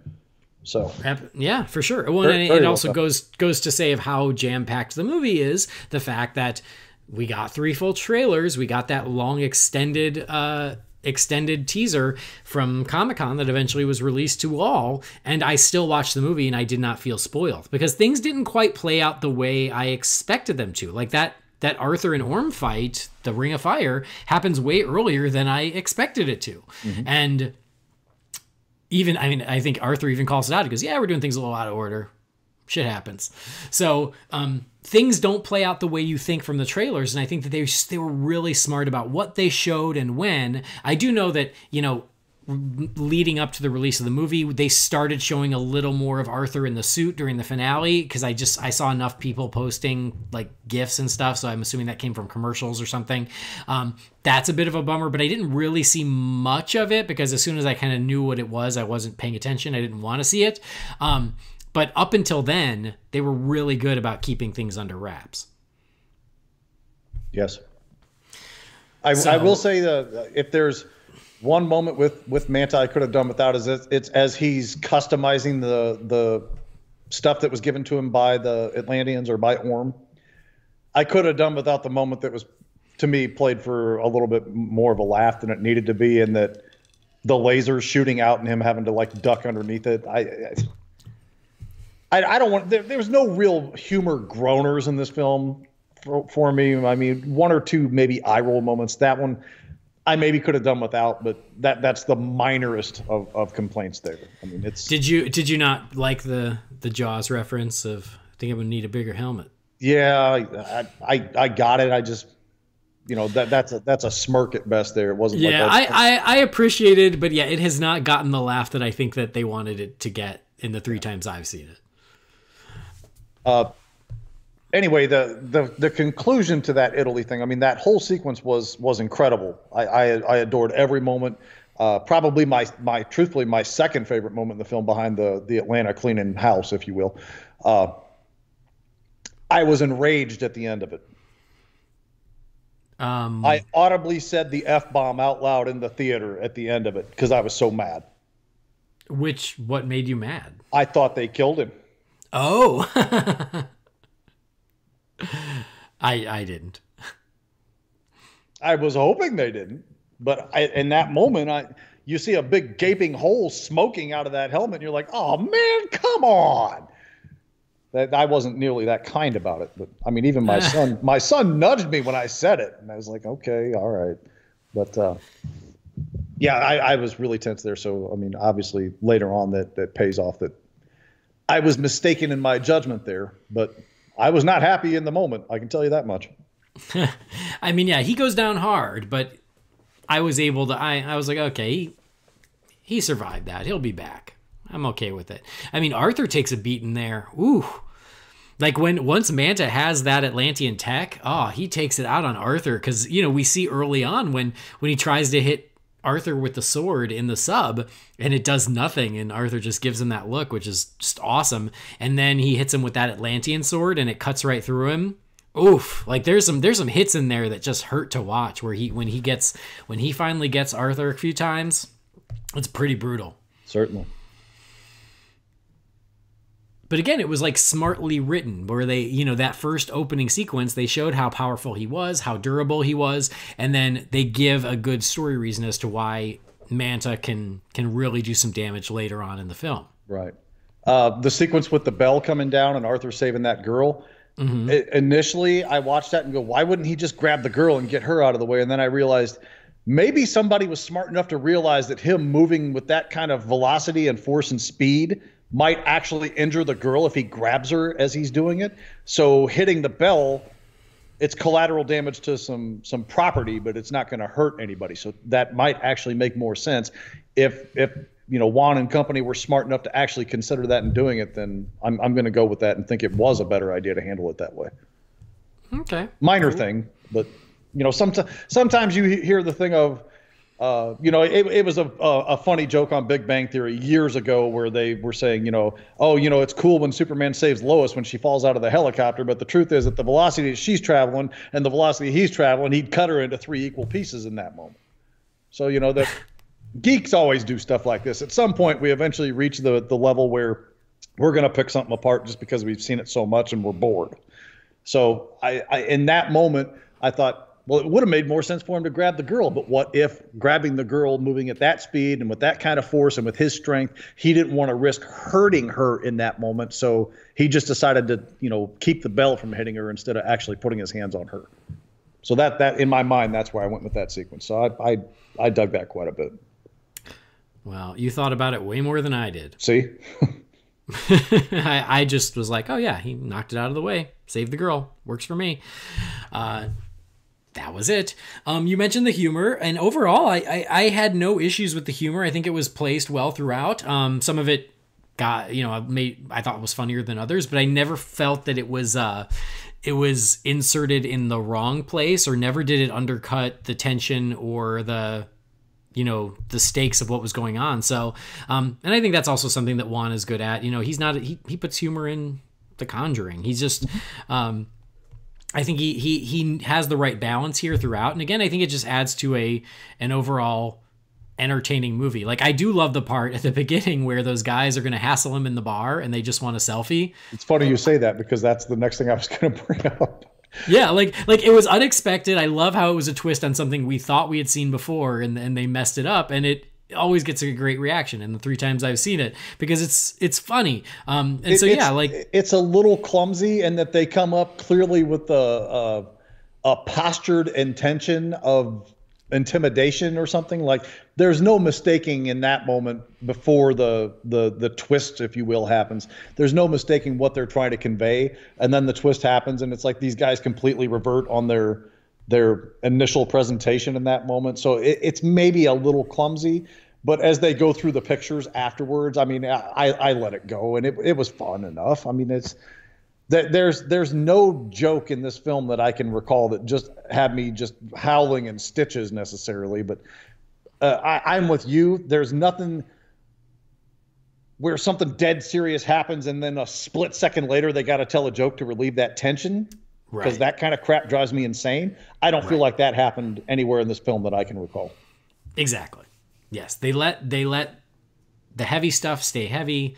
They let the funny stuff be funny, but they are smart about where it happens. And I was very pleased with that throughout. And again, like, some of it made me laugh, some of it didn't, some of it just made me smile, whatever. But I think the balance was just right.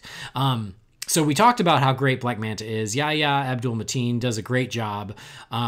This is something of a star-making role for him. He's certainly been working, but I feel like coming out of this, so many people are saying how great he was, which is great for him, and it's great for his career. And I know that he's psyched to play the part. And, we got the mid-credits sequence. We will see him again.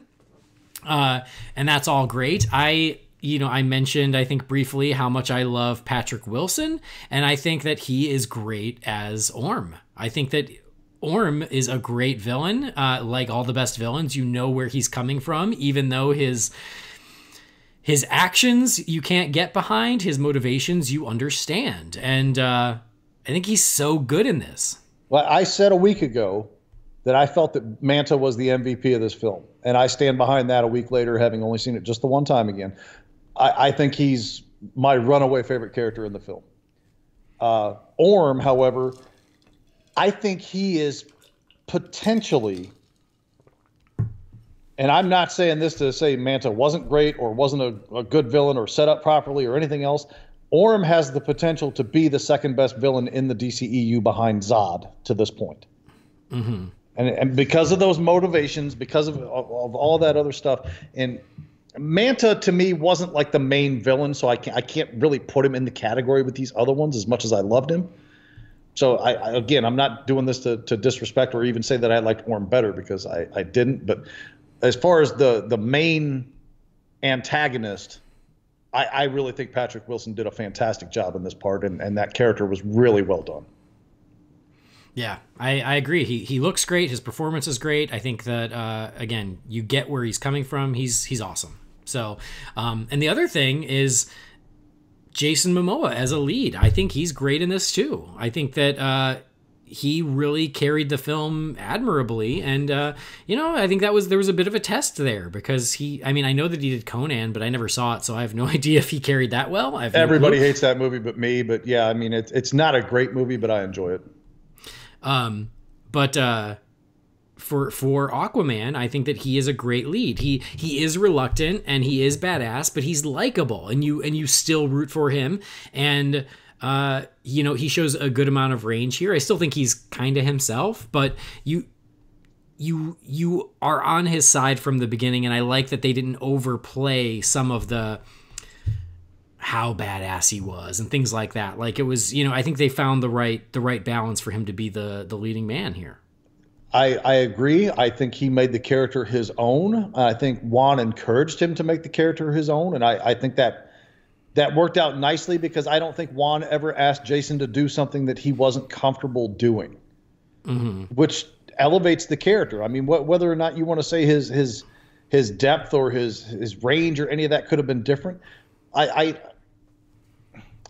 guess maybe, but I love Jason Momoa. I mean, I think he's just a presence all to himself, along the lines of a Dwayne Johnson. I mean, Dwayne Johnson is not Academy Award winning actor caliber either, but you get to a point where you know what you're going to get from these guys, and for what they give you, they're just putting it out to the world. Is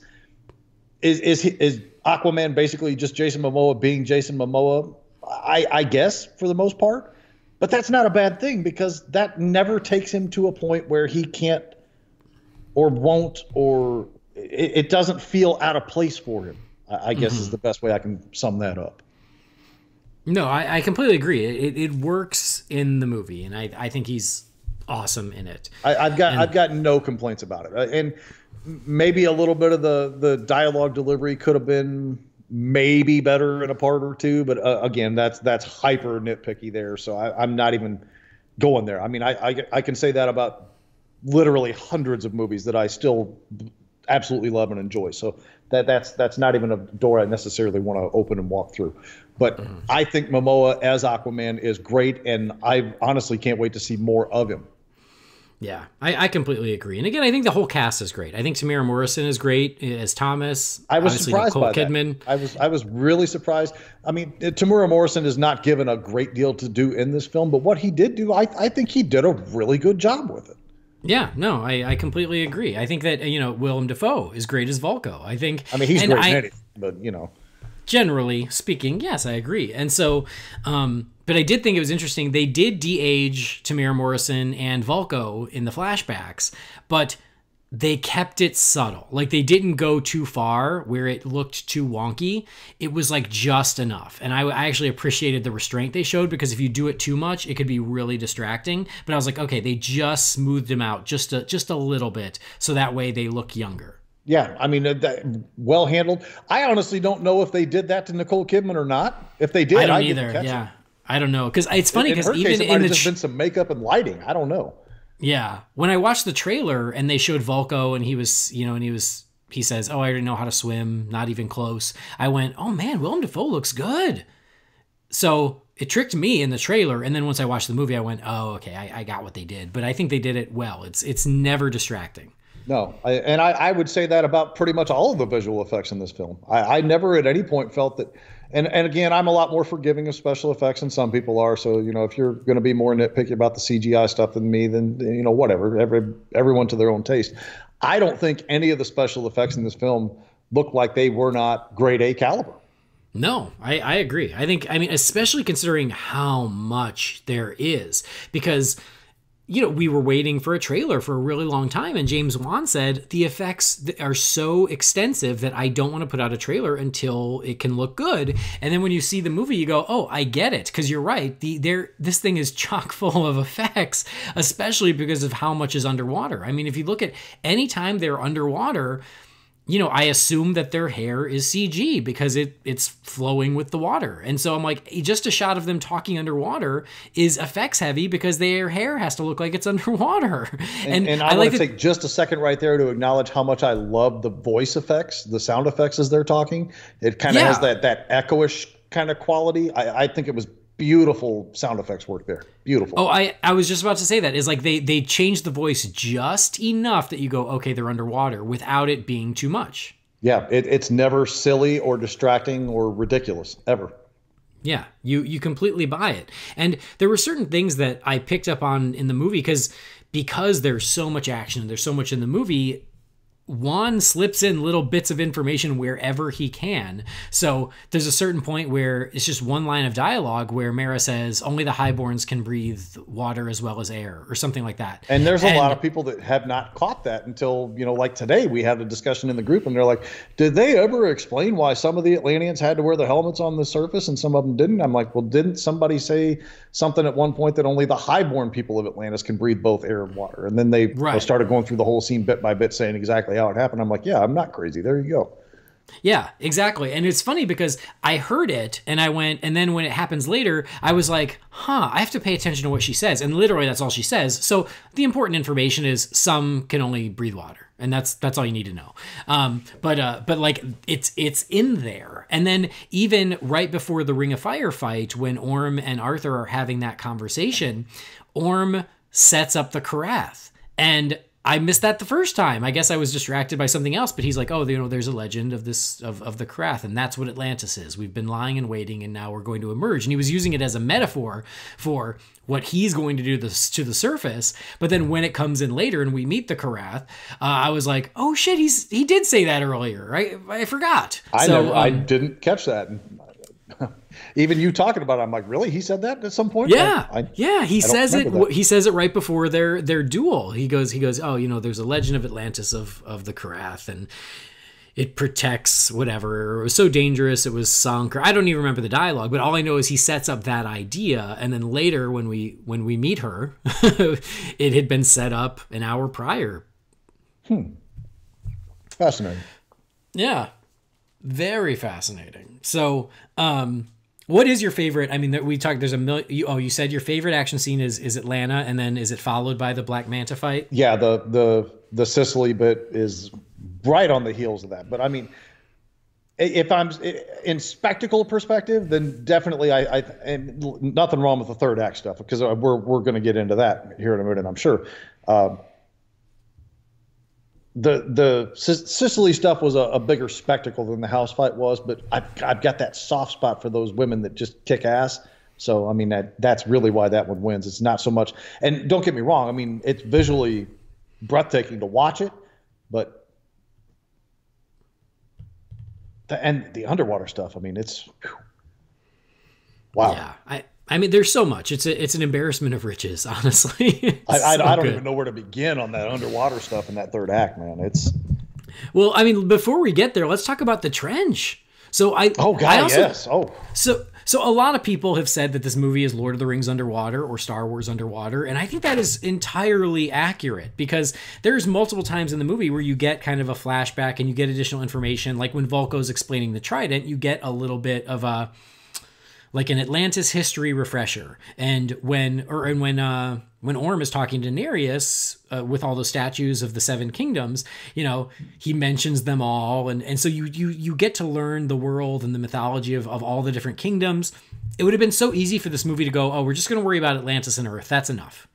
But the fact that they do the fishermen, they do the trench, they do the brine, they do it all, the kingdom of the deserters. The fact that they do all of those things and find a way to make it all work within the story, I think is super impressive. But when we are getting that history lesson from Volko in that sunken ship, I'm like, man, this is so Lord of the Rings. And in a good way, like in an amazing way. I mean, you get to see Atlantis when it was on the surface, and it was just this really advanced society, kind of steampunky. They'd unlocked unlimited energy and everything. And like just that, I was like, oh my God, that is totally like a Lord of the Rings sequence, but we're seeing it through this lens of Aquaman and Atlantis. And there's so much good information like that. And they set up the trench and they set up the fishermen and all of those things, the brine. And it eventually leads us to where, we've got to go to get the trident. Where do we have to go? We have to go to the kingdom of the trench. And so this is where James Wan gets to have fun with his horror roots and have a monster/zombie attack on a boat in the middle of the water. I don't know what looked better, the trench themselves or the whole bleeding sequence where they're going down to the Lost World Kingdom down there. Because both were, I mean, my mouth was wide open during that whole trench sequence because I was like, wow. Because I mean, I knew the trench was going to be in the film, but at the same time, it's like I'm seeing the freaking trench in a movie here. Yeah, I know. And the fact that they're sensitive to light, I just went and saw Gremlins, and so it just reminded me of that, of like using the light to get rid of them. So the trench are actually gremlins, just FYI. That explains why there's so many of them when they're in the water then, doesn't it? See, they just multiply. But no, I mean, the design on the trench is awesome. They're super scary, and like when they're getting overwhelmed on that ship, you're like, holy crap! Like this is it's super intense. And fun fact, James Wan had Joseph Bishara, who did the music for Insidious, do the music for this sequence, so it felt more horror-like. Interesting. So on the soundtrack, the whole score is Rupert Gregson-Williams, but then there is a trench track that is Joseph Bishara. Nice. And Joseph Bishara played the lipstick-faced demon in the first Insidious. The Darth Maul looking thing? Yeah. No kidding. Yeah. The composer also played the main demon in the movie. So I thought that was super cool that he did that. Again, he always employs his friends. He's such a nice guy. But yeah, like this is a super cool, super creepy, super intense sequence. And then when they finally, you're right, when they jump off and are diving down with those flares, and you just see the swarm of the trench. And again, you saw that shot in the trailer, but then it keeps going here. It is just stunning. Yeah, the bit in the trailer, again, tip of the iceberg to that entire sequence. Right, and I feel like I hear people catch their breath in that scene. It was really tense and really gorgeous. I mean, it's dark, and maybe in a part or two it's harder to see what's going on, but that's very intentional. A gorgeous sequence. I absolutely loved every minute of that. Yeah, it's super awesome. And then then they get to that portal. But when they're like, that thing will tear us apart, and it's like, what choice do we have? I'm like, I don't know if I would go into it, because I don't know where it's going to take me. But the fact that then it does then transport them to Jurassic Park made me very happy. So that is when, Atlanta comes back. And again, like, I think, I mentioned on the last episode, the first half of the movie was super action heavy. I mean, the whole movie's action heavy, but I was like, oh, it's an action movie. But like when you get that reuniting of Atlanta and Arthur, it works, especially because of the flashbacks that happened earlier on where Arthur's like, when do I get to meet my mom? When do I get to meet my mom? And when Vulko finally has to tell him she's dead, she's been sacrificed because they found out about you. That's a heartbreaking scene. And then when they finally are reunited in this, I think it was called the Lost Ocean, or I've heard a lot of people speculate that they think that was what might eventually become Dinosaur Island or something. I don't know. That might be a bit of a reach. I mean, I can see where people are coming from with it, I guess, but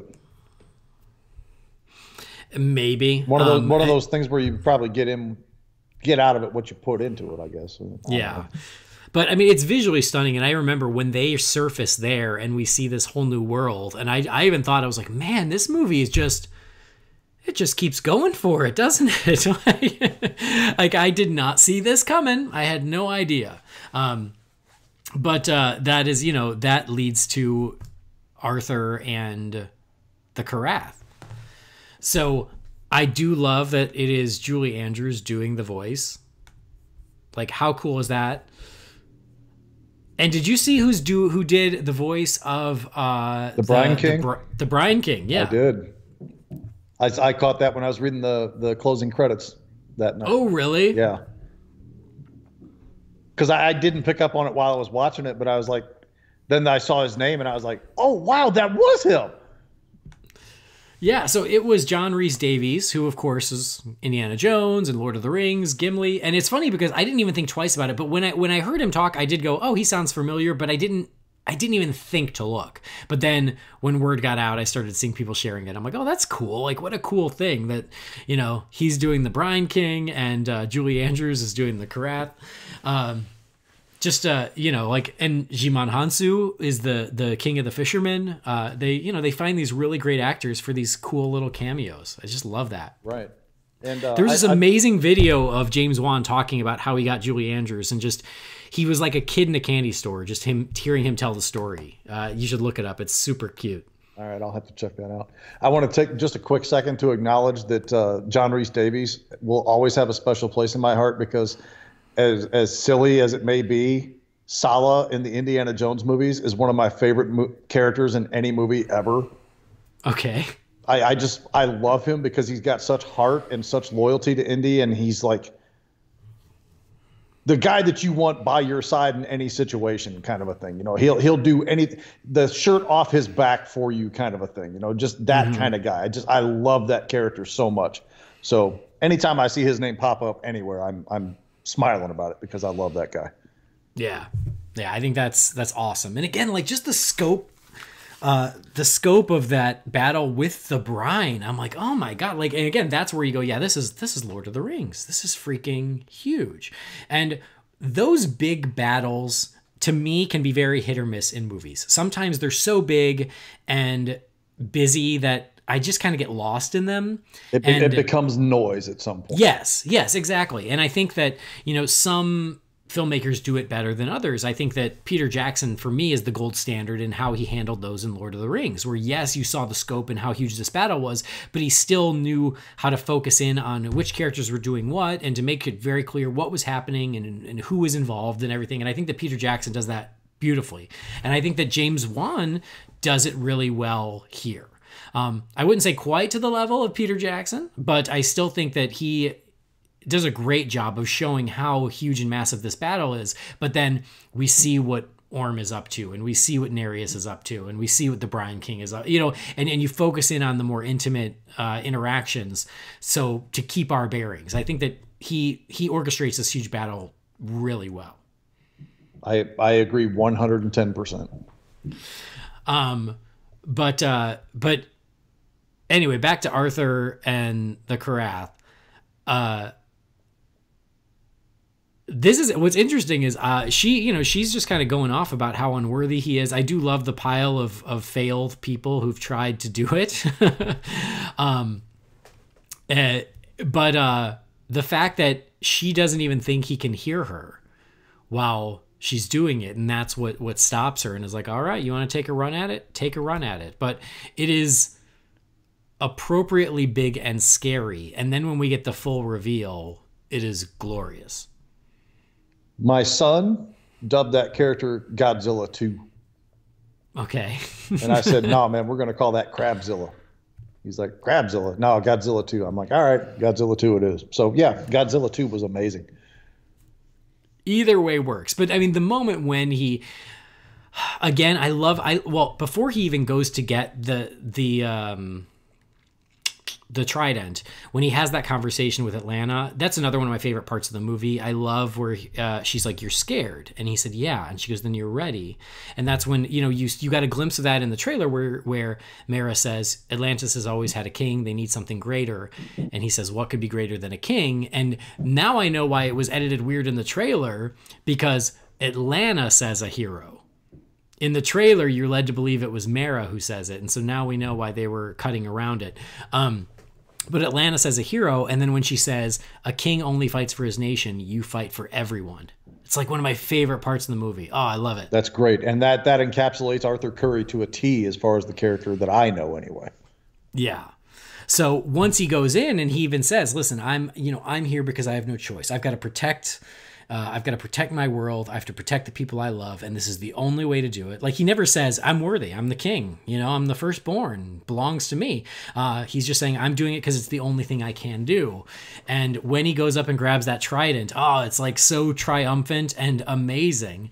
And like I said before, yes, we got the reveal of Aquaman in the full suit in the trailer. But once we get it in the movie and he grabs the trident and you see him you see like his brain connect to the ocean, and then you get the reveal, it is just so badass. It is worth the wait. Even though we saw in the trailer, there's like, it didn't even do justice to how good it is in the movie. I fully co-sign that sentiment because, you know, seeing the trailer, I thought to myself, I almost wish they would have held that back so that I didn't see it until the movie. You know, I kind of had flashbacks to the whole Trinity reveal in BVS, and I was like, all right, if they want to show me the costume, that's the moment. But, I know that's not going to be the last scene in the film, so I know that's going to be the moment where he obtains this armor and whatnot to become the Aquaman, if you will.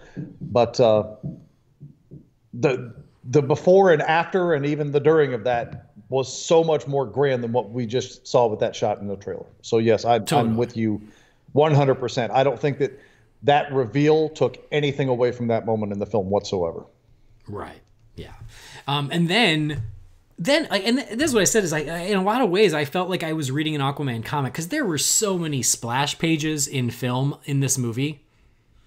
And especially once he's in the suit. I mean, there are plenty prior to that. I mean, think about Mara and the Wine. That's a splash page, right? Like Black Manta's entrance was a splash page. But like once he is in that suit and he comes up out of the ground riding the Karath in the suit, it is just, oh my, I want to freeze that. I want that wallpaper. I want to freeze that image. I want to freeze that image. Like Arthur and Mara's kiss. Once they finally kiss, I think it's one of my favorite superhero kisses because it's just so beautifully shot of the two of them kissing and with all of this battle going on around him. It reminded me of Pirates of the Caribbean 3 in a good way. I just loved like that kiss of them floating in the ocean with all of this stuff around them and just the camera following around them. Oh, it was so awesome. Like there was just so much great imagery throughout the movie, but especially once he gets in the suit. Yep. Like when he's riding on the head of the Karath and he's holding the trident up and oh man, like it is good stuff. And then, once Orm finally suits up in the Ocean Master outfit, like how good does he look? He looks amazing. Like everyone looks so good in this movie. Yeah, I mean you sometimes have those films, and again, this is being geek picky and whatnot, but you watch some films. It's like, have you guys ever read a comic book? Why are you ashamed to have the character look like the character that we know and love? Why are you trying to change so much about it? And I don't get that feeling with anybody in this film. I mean, you talk about taking right off the page to a whole nother level. I mean, goodness gracious me, there's no apology being made at any point in this film about what they're saying, doing, or showing. Exactly. It is unapologetically an Aquaman movie, and I love it for it. I love it. And like I said, I wanted more sea life stuff earlier, but it really pays off at the end. I mean, not only is he commanding the Karath, but he turns all of their sharks and other assorted creatures against them. Well, yeah, I love that happened. And I kept thinking to myself, there's two things that I want in this film, and one of them is for him to yell outrageous, which I never heard him yell outrageous, so a little bit of a head hanger. He doesn't do that. Yeah, I wish he would have too. Whatever. And the other thing is I wanted a shot of that thing that we saw in the comic and in the Justice League animated movie of the giant shark coming up and taking a big old chomp out of somebody. Just I wanted to see that, but instead we just got to see it underwater. So yeah. I know. I did want that exact moment, but hey, there's always Aquaman 2. But yeah, I did want that moment, but what we got is just as good when he turns all these sharks against the people, and then he's even commanding the trench, which is so awesome. Like what a smart move there of like, oh, all these terrifying creatures that you're afraid to go venture towards and you actually sacrifice people to, now they answer to me. That is awesome. He owns it, man. He really does. He does. And when I say he, I mean both James Wan and Aquaman in that moment. Yeah. And then Nereus, like Dolph Lundgren's great in this too. Like I said, overall, I have no real complaints about the cast. I got your point about Amber Heard, but I still liked her. And I think, like her too. I think I came off as overly harsh about it. I think it's my baggage I took in about Mara more so than what was shown to me on the screen. Yeah, and I like Amber Heard. I consider myself an Amber Heard fan. Mm-hmm. I don't know. I don't want to go back down that again. Anyway, Dolph Lundgren is great. Dolph Lundgren is great, and this is King Nereus, and you understand kind of where he's coming from, and you don't quite trust him. It's like you don't agree with him, but he's not totally bad because even when Mara betrays Atlantis and frees Arthur and runs off with him, he's still trying to protect her. And so when he makes that turn back and finally sides with Aquaman, you're like, hell yeah. So I love that moment too. There's a lot of good stuff going on here, and a lot of players. And again, I like all the characters.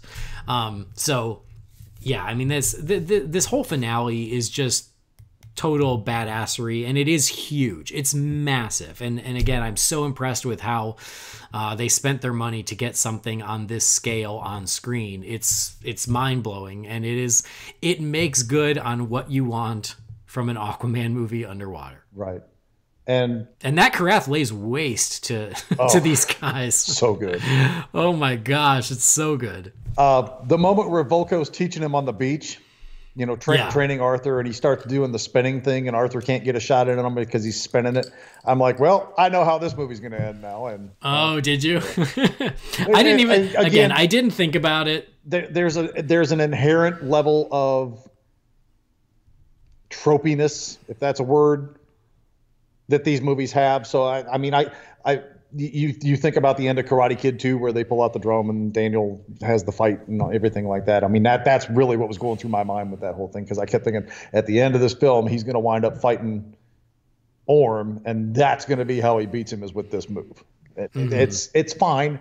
It's not an issue. It's just one of those things where I saw it and I'm like, okay, I'll be looking for that later. And, it happened. And it was fine. Yeah. And that fight was good. And I like the setting of being on the, that sub or boat or whatever it was that they were on while they were fighting. And this is the one thing. This is what I've tried to save it the best I can. I've been trying to bite my lip the entire time we've been talking, because when we talked last week, I said I'm going straight to the end because there's something I want to talk about. And now we're at the point I want to talk about it, in that I think this movie had a perfect ending, because not only does Orm not get killed, right, but Arthur tells him, when you're ready, let's talk. Yeah. Beautiful. Perfect. I wanted to stand up and cheer in that moment, because that is the relationship that I know those two to have. The characters, as I'm aware of in the comics, and again, you sometimes have to separate comics and films. I get that.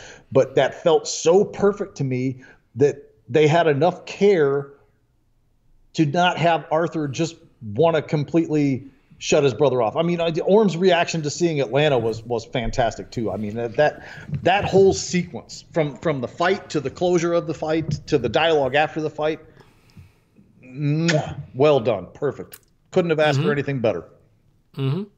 I concur. I'm with you. Like the final battle is awesome and epic and beautiful on that sub with the turbines behind them and everything. Like, it's a perfect spot for a big superhero finale. But then when Arthur spares Orm and Orm is screaming, "Kill me," and then his conversation with Atlanta, again, Atlanta showing so much compassion to him and showing that she still loves him despite what he has done.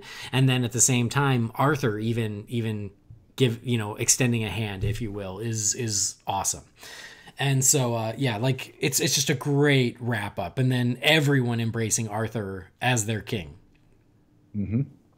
Yeah. I mean, awesome. Sometimes you watch a film like this and I feel like sometimes in these movies, things get away from the people that are making it, because they maybe lose a little bit of focus. And I don't want to say I don't still enjoy them, but it's like sometimes you just don't feel like they quite stuck the landing as well as you would have liked them to. In this one, I genuinely feel that the landing was as good or better than what led up to it. Yeah. No. So I have a tremendous appreciation for what they gave me here. No, I agree. I think that they really kill it at the ending, and it's perfect. It's just the right amount. And I have seen that sentiment a lot from people who watch it. And they're like, "Oh man, the third act is bonkers." Personally, I enjoyed the entire thing. I have really no complaints about any single part in the movie. But yes, the third act definitely is the payoff that they earn, and you walk out of the theater feeling satisfied because of that. Both from a spectacle perspective, but as well as just a character and story perspective, as they wrap it up beautifully. Agreed. Yeah. So, and then you do get the moment with Thomas and Atlanta, which for me is just so well done. Like I got a little misty when Atlanta and Arthur are reunited, and then I get misty again when Tom and Atlanta are reunited. They're quite, there are some really nice moments in there that I think work beautifully. Definitely.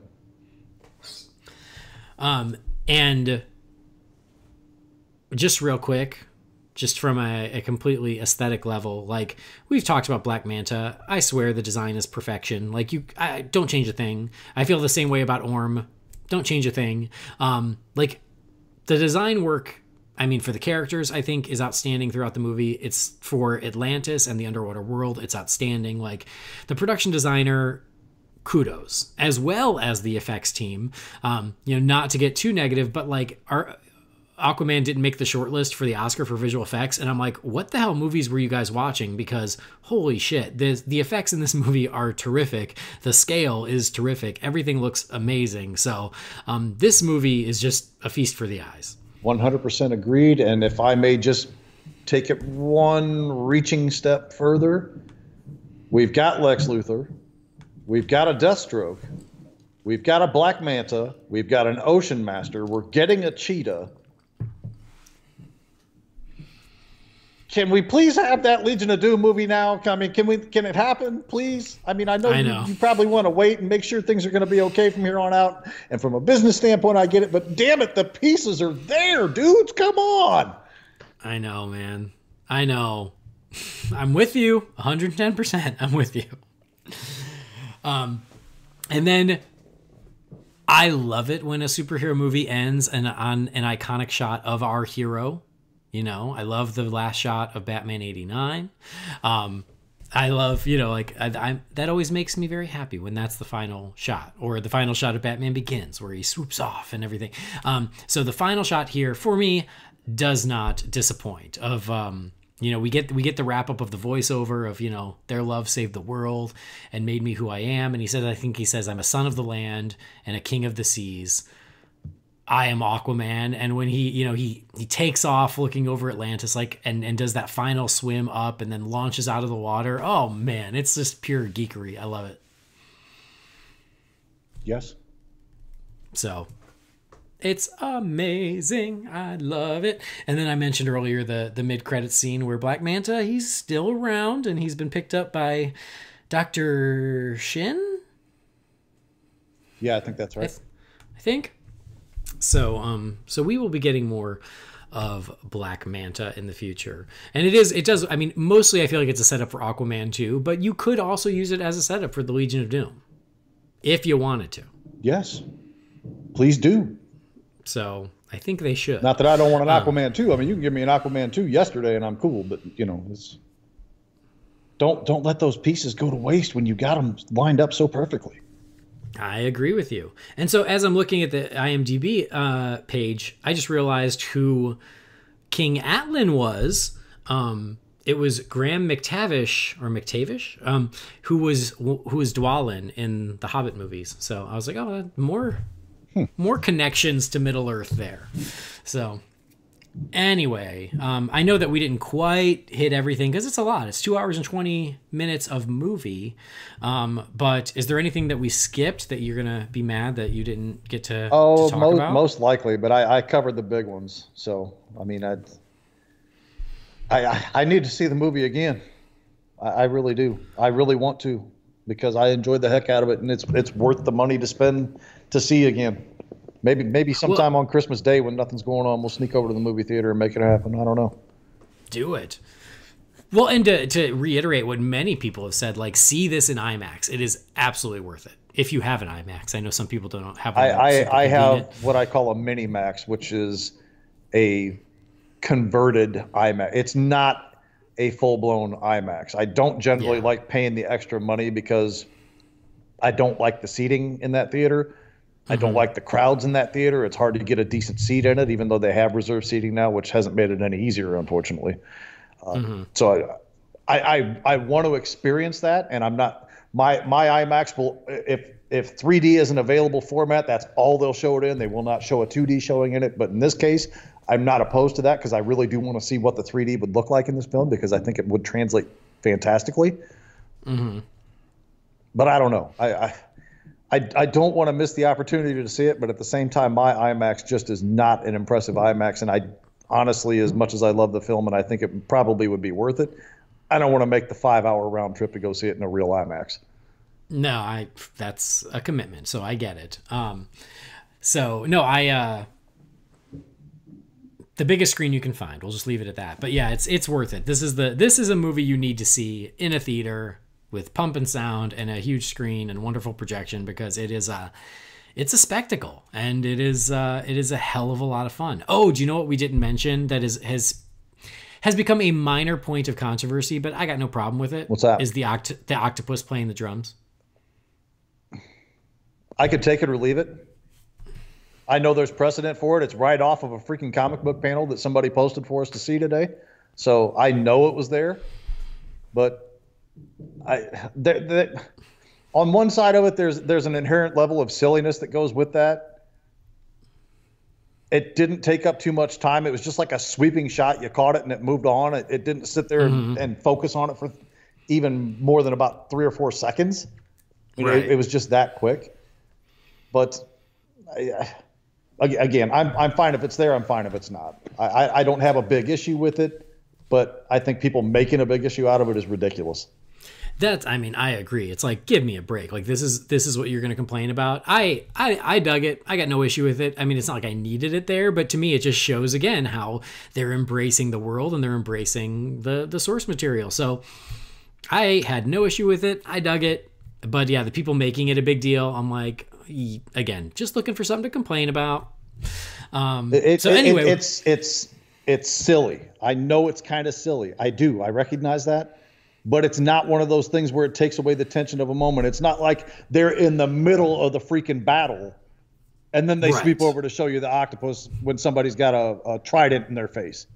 Right. It leads into it, and then they let the battle be the battle, and that's it. And it's not like they even focused on it, but they said, hey, look how clever we are, look how funny we are, anything like that. So it was well done, but again, to make a big deal out of it either way is asinine. Well, for me, it almost felt like a Star Wars moment, like exactly. Like, I feel like you would see stuff like that in a Star Wars movie, in one of those big kind of set pieces. Yeah, so. I mean, it was almost like the Max Rebo band kind of thing or something. So yeah. I get where you're coming from there. Sure. So anyway, well, why don't we wrap this up? I'm sure, we'll be talking about it for months to come, but we'll give some closing thoughts and some letter grades for Aquaman. Why don't you go first? Great film. It's breathtaking. It's worth the time. It's worth the money. See it multiple times. Everybody that I'm seeing out there on social media that's seen it more than once has said it gets better with repeat viewings. So that's really got me hyped to see it again in the theaters, which I haven't had that for a minute. So I'm appreciating that quite a bit. It's a blast in all the right ways. I mean, everything works the way it's supposed to work in this film. Even if I have a nitpick or two here or there, again, it's not a perfect movie, but man, if you are not entertained by this film, I don't know what to say. I can't comprehend anybody being a fan of this type of movie and not enjoying what they put on the screen for this thing for 2 hours and 20 minutes. Yeah.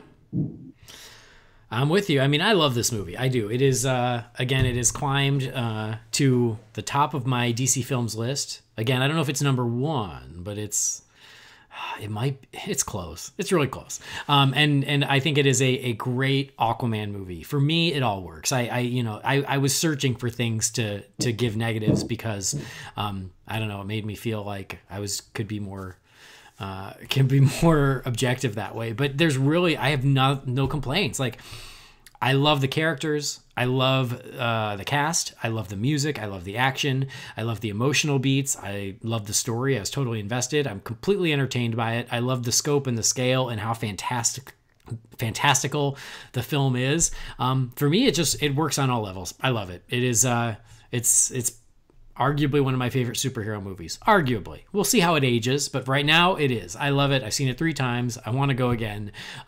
It's terrific. Thank you, James Wan. I love Aquaman. For me, it's an A. Did you give it a letter? No, I didn't. But if I'm grading it as objectively as I possibly can, I'm going to give it an A-. But for sheer entertainment value, it's the Christmas Story A+. So I'm going to land it right at an A, and it's a solid A at that. Yeah, the only thing not giving it an A+, I guess, is like, oh yeah, like maybe there could have been a little more breathing room because it's so nonstop, but That's not a bad thing in my opinion. Yeah, right? Like, is that really bad? I'm completely happy with it. Well, I mean, just to reach back around to it, because I don't know if it was ever said in this specific manner, but as jam-packed and fast-paced as it is, I don't feel like any of the characters got shortchanged in it. No. Well, and I know that, like, going into the movie, I was really hoping that Calder would somehow be in it, and he's not. But I guarantee there's a sequel with his name on it somewhere. I hope so. But after seeing how much is in this movie, I'm like, I am not going to complain that you couldn't find space for Calder, because you fit so much as it is. You have done your due diligence. Kudos. No complaints. So anyway, there you go. 2 A's for Aquaman. We love it. I hope you guys loved it too. I'm super happy with it. I think it's terrific. I'm glad it's successful. It is on track to have a very Merry Christmas, and I hope that means we will get Aquaman 2 in the pipeline sooner than later, because I want to go back to this world as soon as possible, and I want James Wan driving the boat. I hope that he's ready. I hope that he's open to more too. Seems like he is. He's very proud of this movie. And he should be. And this thing's raking in the cash globally right now. Yeah. I mean, they're literally saying that this thing is probably going to become the #1 grossing DC film by mid-January. Mm-hmm. That seems to be the case, which is awesome. Couldn't have happened to a nicer guy. All right, cool. So anyway, Aquaman is out there. Go check it out. Take your friends and family this Christmas. We love it. I hope you love it too. Before we completely wrap up, though, let's answer a couple emails as we crack open the Wayne Manor mailbox. It's time again for the Wayne Manor mailbox. You've got mail. Darren, what is a letter for me? Maybe temporary. She wrote a letter. You're one hell of a messenger. This is all, Master Wayne. All right, this message is from Tim Rooney. I know him. Yeah, you know that guy. It says, Dear Andy, Jamie, Brendan, Jeremy, and any other Holy BatCast co-hosts, Tim Rooney here. I don't have a question. I just wanted to send along well wishes. Thank you for being my favorite podcast, along with Hey, Do You Remember? When a BatCast episode drops, it's the first one to be listened to. The show is there in the darkest night and the brightest day. Also, thank you, Jamie, for allowing me to be a co-host on Please Rewind. It's been an amazing year for that alone. Finally, I hope you have a wonderful holiday season with your families. Keep up the fantastic work. Love, Tim the Pun Usher Rooney. P.S. Hope you're happy sending your audience from alcohol poisoning due to all the Blue Devil talk. I am happy. Thank you very much. I have no problem with that. Tim, thank you so much for the message. That's wonderful. And we're glad you're part of the family. Love you, man. Thanks for the kind words. Appreciate it. And look forward to another good year of Rewind coming up in 2019. Sweet. All right, next message from Stephen Marshall. It says, Hey, Andy, Jamie, maybe Brendan. Firstly, I want to say how much I loved your 40th anniversary retrospective of Superman the movie, as well as your Elseworlds crossover with the DC TV Squadcast. I had a few issues with the Superman stuff in episode 3, but you guys made me come around on them. Anyway, I wanted to ask, number 1, is there any chance you'll cover other Superman movies the same way you did Superman the movie? Do you think the success of Aquaman means that DC should stick to solo movies from here on out? And number 3, with Superman, do you foresee a new Superman film? Do you see Henry Cavill coming back? Sorry for all the questions. I can't wait to hear your thoughts on Aquaman. I loved it. Keep up the great work. Thanks, Steven. Steven, thank you for the email and for the kind words. Covering other Superman movies? Yeah, of course. I think we will definitely get around to that.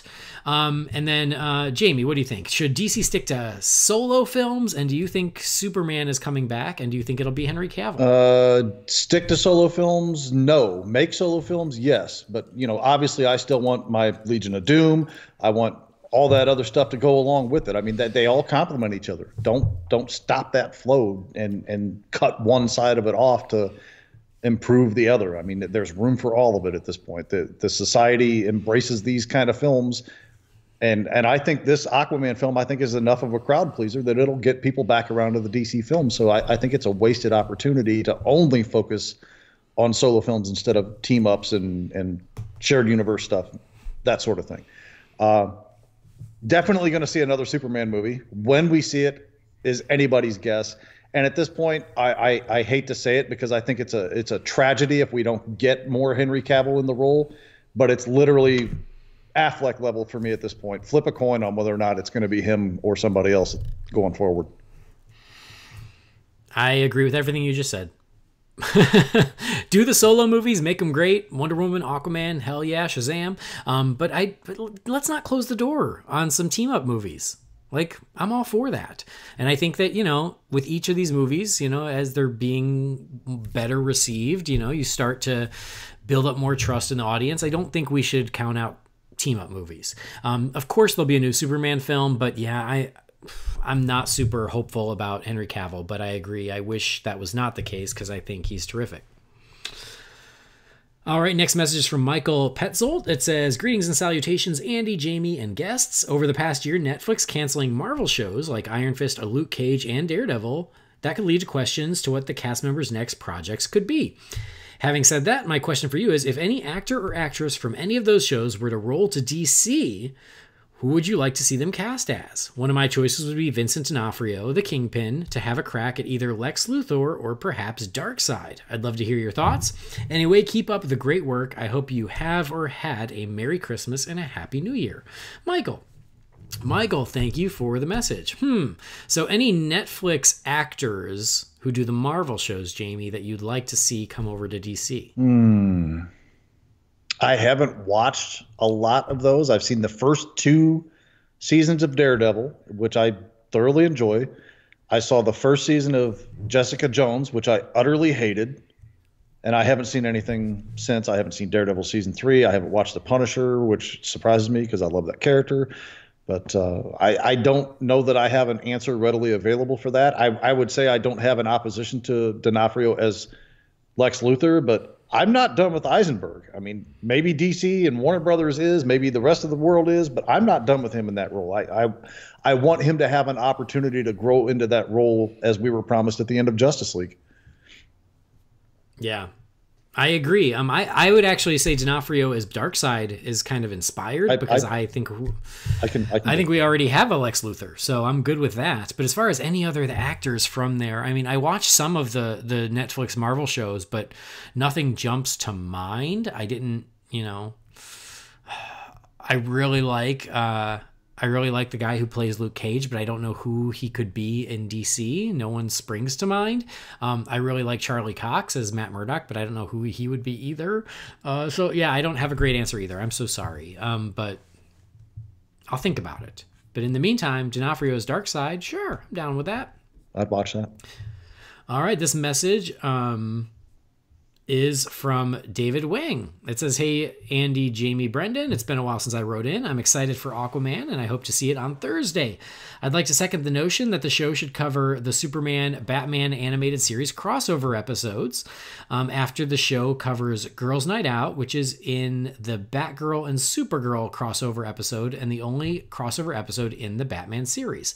The good thing about those crossovers is they do not feature much to the in-show continuity.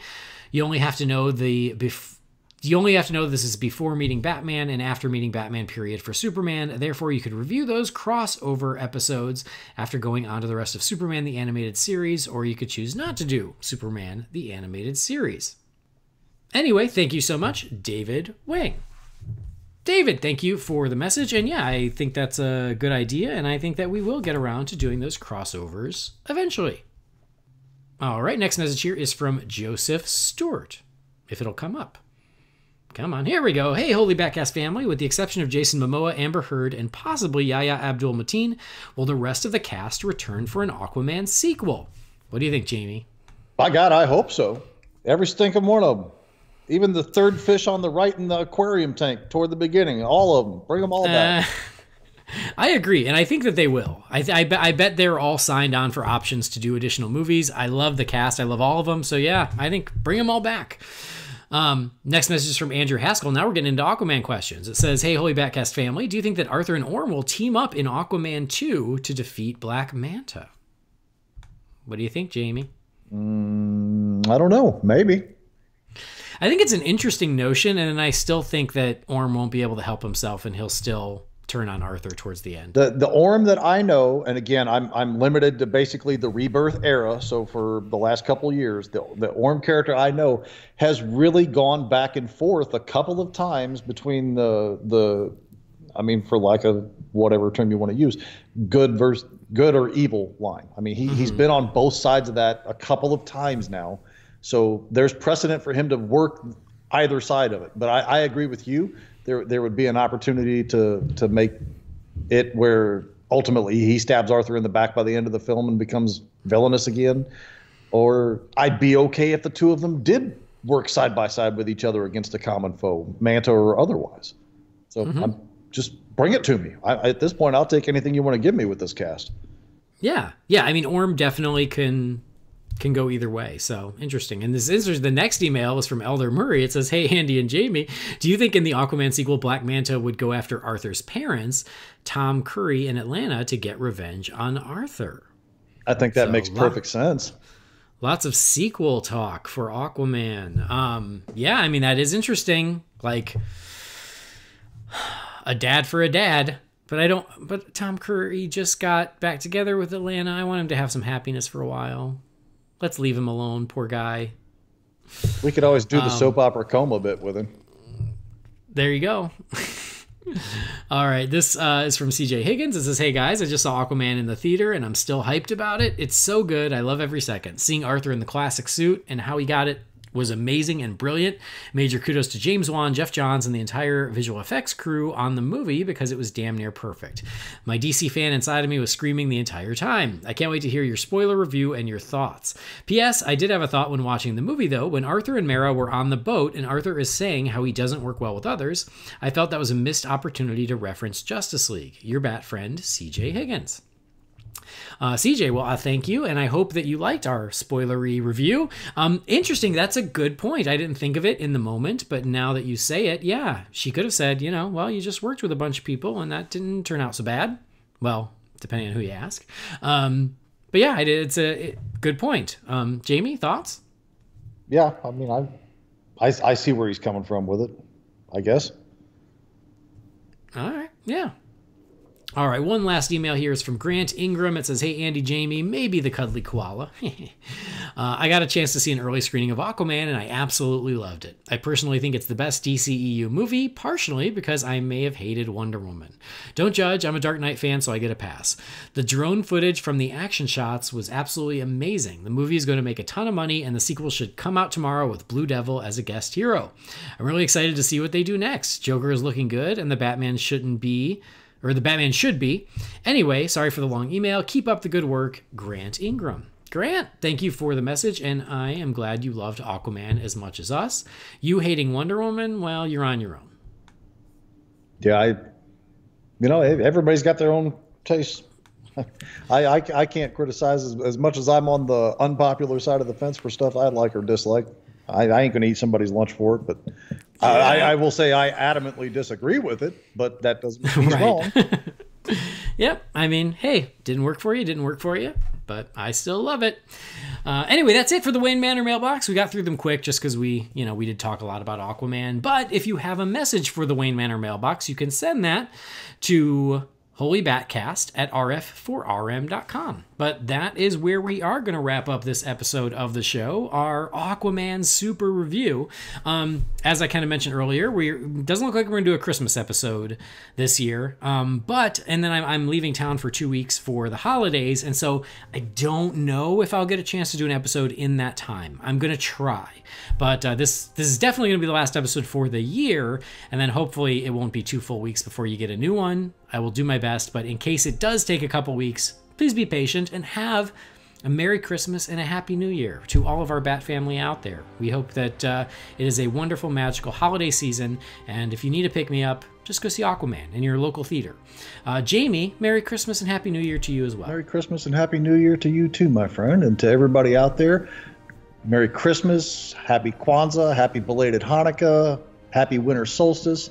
Whatever it is you do for your holidays, or if you do nothing, do it the best you can, enjoy it, and stay safe, and we'll see you in 2019, if not before. Sounds great. God bless us, everyone. Absolutely. There, Merry now Christmas to it's all. a Christmas episode. There you go. We've done it. Jamie, if the folks aren't keeping up with you yet, where can they do that? You can find me on Twitter at BatRaider3960. You can find me floating around various Real Fans groups on Facebook, and you can find me generally floating around various podcasts on the RF4RM Podcast Network. Perfect. So do that. I already told you where to find me, but I want you to follow the show. So please do follow the show. Thank you for downloading the show. Please do subscribe so you never miss an episode. And please rate and review us on iTunes. We would really appreciate that. Visit holybatcast.com and follow Holy BatCast on Facebook, Twitter, Instagram, and YouTube. If you've got an email for the Wayne Manor mailbox, again, send that to holybatcast@rf4rm.com, or you can leave a voicemail at 323-366-9246. But that'll do it for this very special Christmas Aquaman episode. Thank you for joining us. On behalf of Jamie, I've been Andy. This has been Holy BatCast. We'll see you next time. Same bat time, same bat channel. And because he didn't say it in the movie, I will say it. Outrageous! Perfect.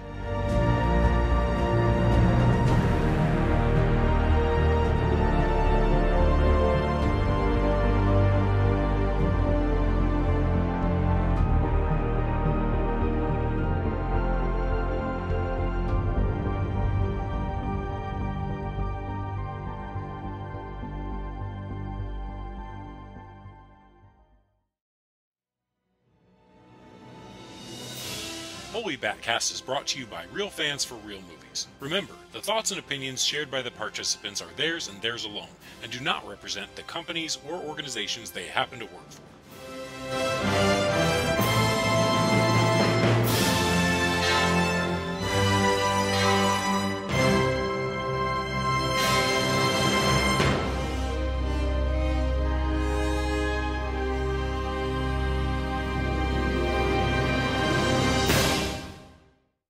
I don't want to be king. Once he is named Ocean Master, it'll be too late. The power at his disposal will be unlike anything you have ever seen. I'm from the surface. No one is going to take me seriously. Okay, I don't even know where to begin. By winning the hearts and minds of the people, by proving to them that you're worthy, and retrieving this.